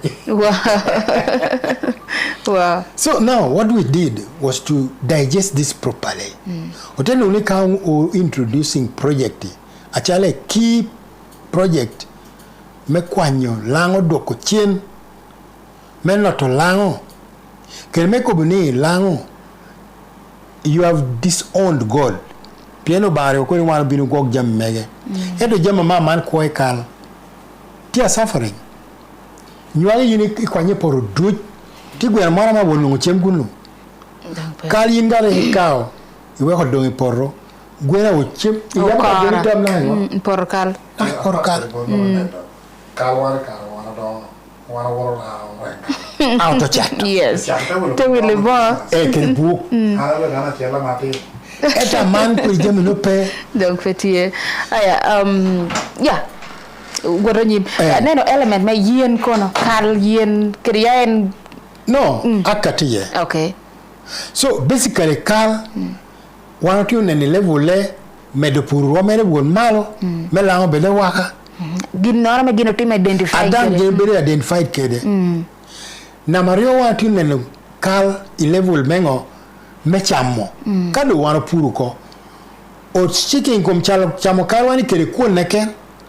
Wani okel ngecha chon teketi ngecha nyen temi yo puru kal kere confidence pin ngecha nyen amanti kai medi ngecha chon tieni joru cham ka kal kere chalo kuon kede kon manu gina maren kala bua ko gina maren dong chi gina chama na pore kobo so echa yini nenu kal kai context me chamo kona banga cha no one for creating value more ye kal achalo modern culture wa. Okay. Ni wanu kati nenu ni en kala dong o miene ko nete bela nwanga mi roke. Pero otimo ngano mara mera ote do brown bread. Ngomi wan puru mite brown bread te dingana tar o telling kala a brown. Kun kala is already brown. Pero romo yo bokal kere cake. Pero romo yo bokal kere chocolate. Actually, pero romo yo bokal kere products apol. Ipo yo ya. Ana bere gulen pura dogo ma chedwe ma bichi. Now tie dula anyira marokom o tie chaho gini an megeloni waribe. Now gin yubo kal o chaho gini kede yubo kal man ne nyoka. Yes. Mo yuba bear menyo ka pi yot como tino yes ero de chao ne tiwo ti upgrading gini exactly dongo tiyo bugini garri me yai kom kal exactly nero da dong tiene chal me wote ni cake gingo kiti en so those products yes apapata me o chamo akelwa level me chamo kal irome karani kanya no kita mon wa her kere jam chocolate gi ko no gi ko jam amedango blending yore mala pedo wata ingredients me yana lum o nyinyele jama papa eto megwa basically kal has a lot of nutrition sure proteins now peone no kakano ken utine no in line of drinks Wango kadong tia neno kala chalo gigi miro packaging drinks pien kongo wanego neni lao birka konting yes eta hana mana miti one oruin tanwa ikope kongo mere joko ko ari mere joko be original kongo tinga lao daj tamani kadong yibu gira ber piwa kala yeah tekida cha me amitumeri mon controlling dan kara mere be ti mundu ni chakene kara menu tidong pet duong tutwal rianga mon ne lao ringa rianga pet tutwal imakichari controlling choape metutu me achela nyobo ko aberior eka me ario miti mat ko ni pe mer ko na ti gulu echa do ne ri wot bero gamo mer do ko chwer do nge gulu kere gwara ikoro te wanya gwani bero tumu ko ine tamutumu ka no kuti ai ko akara lunga hola ne wara we down controlling ye choko that was wisdom eka dikodo ko en dugi por do lendo ko kete kwa kar gina woro ko ka yimiti mer ko ate wow yimiti ana mer ko pingo wow ay mon da lo choko mon lo choko amon lo choko wow so the drinks can be prepared now not like alcoholic no you may reducing alcoholic through branding. The branding species are papa. Your products are papa. Product grade 1, rombe gina gigi yo wijo. Product grade 2, pianen ko nang po mara pia chalagan. Of course. Pina machelja noti kom. Karena hayan naman yuba noti chupa ko biya gini nuni money percentage tiang men kan yo gompiang tiang 1.5 muka ri nyuti a biro. Yindo blaming kale no bedo mat. Nude bala chawa. Inero wa metaska. Ame yena na wa tike. Apore wa tike company so le wa. Ame ka wa no ukero kal. Utayo bokal. Nok microphone. Utayo bokal. Kal rombedo. Aneno busera do maro ka. Chale kalda. Ugami te. Utaybe de nyoka, taybe do dat utakibo bar busera cha. Yes. Utakelo company so go nyo wanda on ye letter no one machine sama on yo bokal. Factory mo ya. Dere. Chaki copy na machela me jo onyo tomato. To ko tum do ko tamed do pi. Tebe na me dong uti yoro kenne. Me pedok inu jo urbe te ko ting. Kira yo beru kera kita man jo beru kera ichia ka ngar chele. Nena better tol eno. Na peka kondom tiene ichawani ene Allah me ping ter wa rachutwal.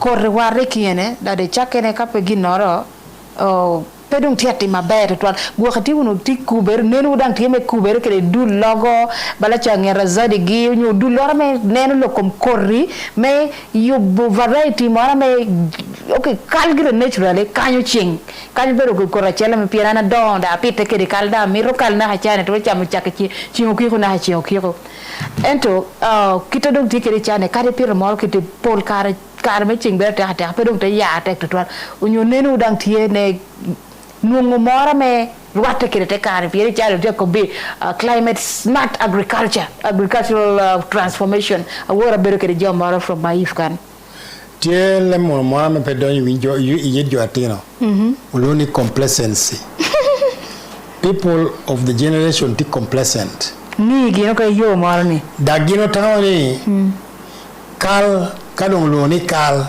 teacher tech. But if anything, kal is the easiest to manage. Sure. Kal is the richest in wealth creation. Yes. Yinen chef life a kal amelare jengeri yacha. At least 2 years kalamo kerdero. Gwako yot. Yot.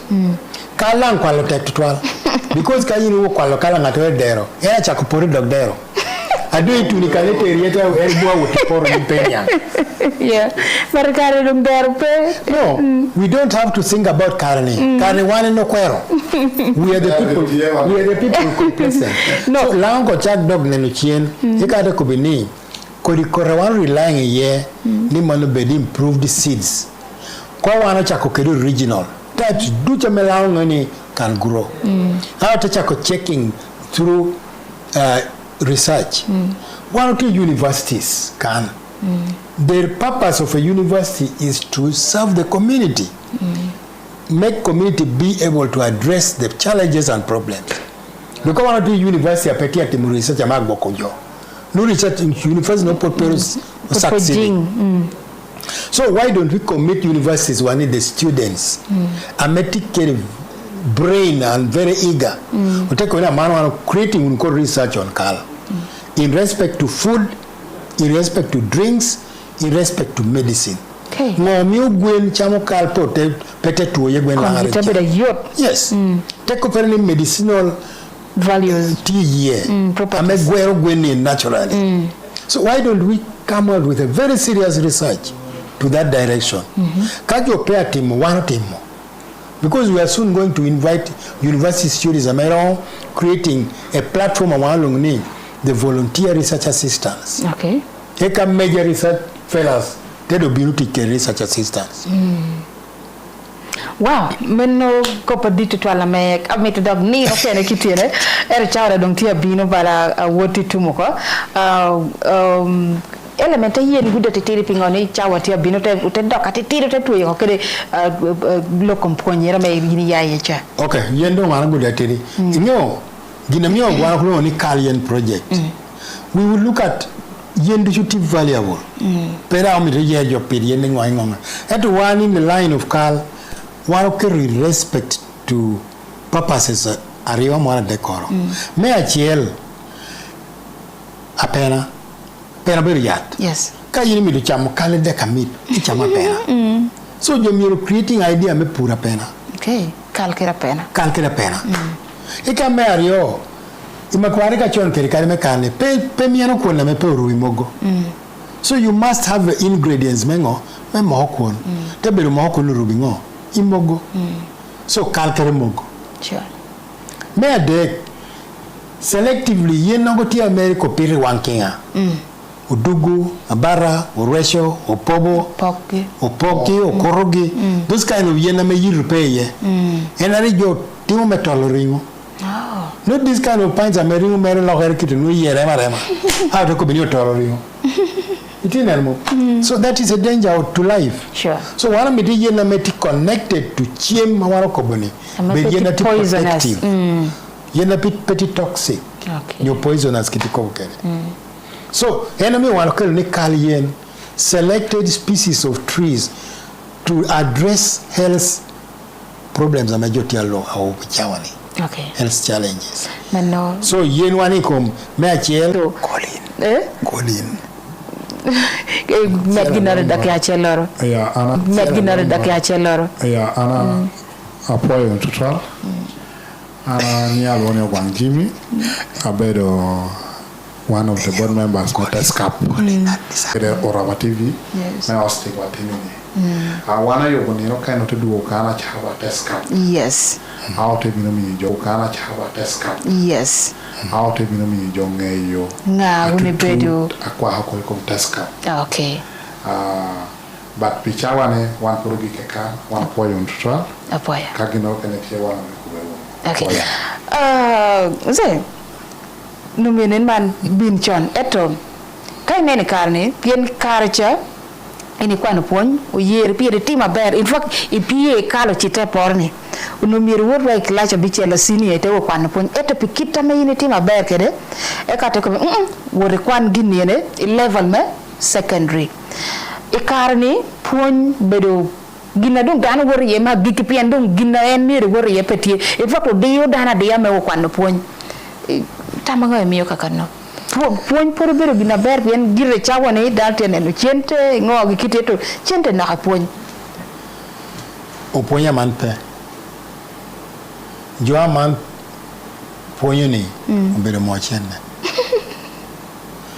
Enemy neno gamendo tia kokere tek me miyo ponyo bedo tie. Pien program donga man lo ni kai tu ni chawa ni signing book tetem ko. Eto karwa che ponyo go bedo free will. Yeah. Ada yini ngeni ka bedo ponyo na machela I'm smart. Number 2 I'm intelligent. Number 3 I'm lovely. Number 1 I'm God fearing. You don't get local gikita me kwano kere. Etendo uni apony is a dignified profession. Yeah. Kope kwanyu zero, nyumedu zero, pay. Muka nang boro te kapete gini kita ana pote dako. Career guidance woki kobuni was related to building societal values. Ni mano kara konyo nyako ni aber. Anu muticha roman. Dana nuni kwire me robiru nas. Utemi guidance genuinely. Wow. Eta mana peru dana ta meme your guidance kweni chene ti profession no. Neno. Is there a job there? A man job kuguwile gina chele. Every time a government comes in play, not to give them all only government policy. Yeah. I'm a driving system. One amount take a private sector led growth policy. And now reogan wache jopenia. Private sector led growth policy tieni 1 year struggling apirwa government petami. Current program okelo do the end result is backwards. Lona miojo in millions itedero cha jono pa cholo. So what is the bottom line? New curriculum. New curriculum and permitelo ya Paul. We may come back for that one later. Eto new curriculum is a blend. You know, Chaukan guy is discussing in Wakete. Meeting ngoi kobo. Sure. PM kao kobuni. Okay, kada keti en pieniko ni chawni Canada government is private sector led growth and development. Now tamni en new curriculum twero pero what twero jingo wanyo empowering wan medong en jo amete ye katini dong medonyo gina bear dong any private sector led kind of growth. Look at UPE. It's universal primary education. Yeah. And USC is universal secondary education. That's true. Everybody must pass. Must read and what? Pass. And pass. Should it be in a private schools or like government school? It's a challenge. Why don't we change the grading system? At the end of the day, everybody has done what? Has passed. Changing how? Lokoning. Kara grade the chawane pechale grade wacha. Distinction 1, grade A, distinction 2, distinction 3, graded whatever. I'll take it to grade A, grade B, grade. They just go together. Eto, what is the level behind it? Let people pass. That's true. Whether they pass well or they don't pass well, they must be admitted to the next step. Wow. So you cannot be selected for a specific profession. A man who is scrutinizing you. A bear. You see, a doctor can admit now Natora Monu see. Yeah. They work on a doctor nursing Eto in that time, unless you score from D1 and above, from D2 and above, you will not qualify to be a doctor. Or you will not qualify to be a professional. Wow. Then the bottom line will start from O level. They were A level. They were university. Now, I'm not challenging anything. Basically, we want young government policy. No, Dokela na gina chiel. Tika raber, keda dok en chujitane ni ko like me punyene. Oberu kit luo morcha kit ginar me ya chwinyi. Pedoko dia ne ko doko ket ko machine me nen nga tulu chon nga po tulu chon gi ko me timo ento binu mere natural ni ana bedo punya na time dongo ke kana time jullu tino me nyuti gi yo kiti ene no dana to karaber no gre distinction kita me ko bokeni o gamo tewo kwan medicine piet kira dong ko be jo karo kiti wot kwan medicine ento ka dugu dong in practice no dali kita metero kede kid luocha no pay come no po maro chere kom na machel kwan miri ni mar kwan de kwan ame ateri tichi wet wotiyo yes so kayi ni ti miti kwan pete mar tichi wotiyo then you don't perform. Those are weak performers that ever best performers that year. Sure. So omianatia neno ni issue me gina while discussing each hour ni we've been very specific. Sure. Auto guiding jo. Ayela pa mundo biru bedo mani no kene kongo okwan kwa ma check kadong dogo tuyo ka. It's 11 a.m. Ciao, Beach Mondiko. The time check on 94.3 QFM is brought to you by KCB Bank Uganda, Pijo, Piberere. Yere Twolo, chake chion niyo chambich. Jo mekelo botu obedo Airtel Money. Airtel Money, chulu choro do hoyot. Pi chulu choro mo eken, maiti mitutimo. Pingo iriyo line kuna itwaro chulu koyot. Tikere my Airtel app, unyo di star achela bora bit star, angwen star, abero ash. Waka chulu choro ni, line change me biya chara megi, chulu me dogyo. Kere bala menyuru nga yini bero, chot.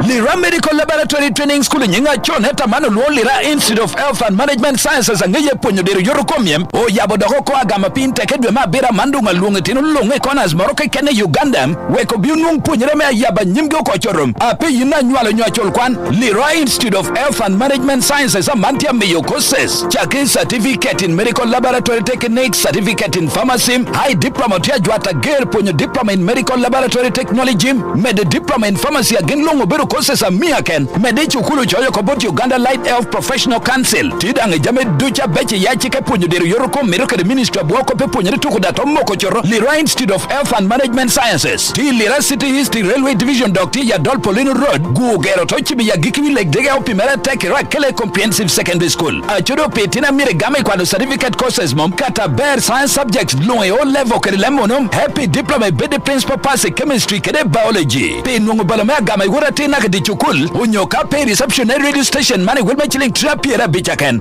unyo downloading a website ameti www.liramedlabschool.com go chimping echo kenebo director nota bira bicha deka chela dek nota deka boro unyo nota bira bichela ngwen na rio deka boro ma bichel not ka barwit ngisho kererem lako kerokoping yenyat edon ekaite monyo yara tel kikenda twer konyo yoriot kare motanyo bedo ka edon amenwere udi ya dushwe chegikeri edon konyo ya barwit lakarem kere ngisho abale yotkom endo kai monyo yati nwe twero doki ti choro yunge monyo yaredon dan konyo yareme ogurngech tongarem kere wang ler amerem woki ti kere edon binu konyi koma rem dushu pien dulme Uganda Drug Authority uye tich kere yat edon apoe total yat edon pigonye komarem Rainbow Line Show ama binu borwe chawani QFM jome kele botu aye MTN kelkeru ni disho ko chawani nung mecha pol da doka monya ame ye bot network ame gene lodu ti Uganda apoy teka yes dakira dong karinge chawa a beach medicatini manda dong kele wa yagiki me yire Twolo pini tini kana mobero kele muzee Willy Parmenas Ogwal la guarra ame entia pon ame we ame oti teacher Paul okay poti teacher Paul bara ponyo schools a Paul batapira tekere opoyo NP chako agwara SS imo hatutumia chele mi obongani pia boru ya deka me pidmira bichel en ponyo subjects duchu subjects apart deka en ponyo duchu bapu uno chingwa jana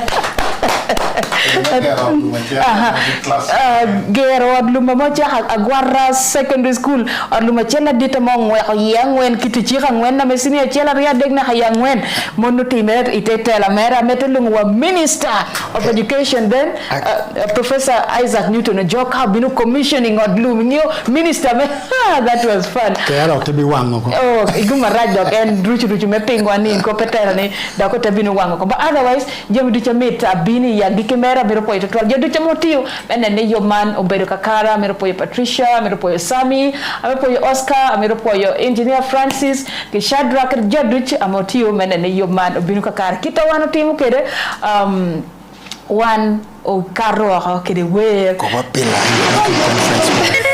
Yes. We follow but the man wear any como pau.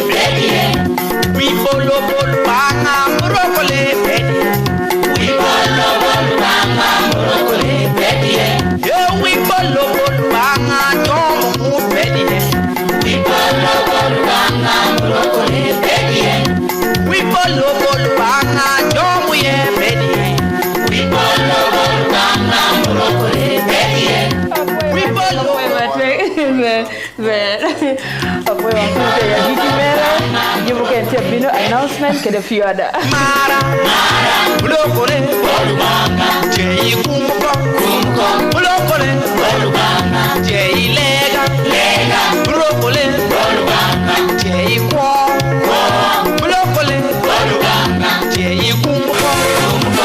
Hey, Joshua, have you heard? Old St. University Langasol is now admitting students for August intake. Really? What courses do they offer? Over 50 programs in education, business, ICT, journalism, agriculture, health, tourism, social work, theology, languages, and more. From masters, bachelors, diplomas to certificate and a higher education access certificate. What about facilities? ASOL has 3 campuses. The modern Canon Lawrence campus offers spacious lecture halls, a full-equipped ICT lab, a modern library, practical learning facilities, secure hostels for ladies and gentlemen, and a safe, fully fenced campus. Best of all, ASOL fees are the lowest of all the universities.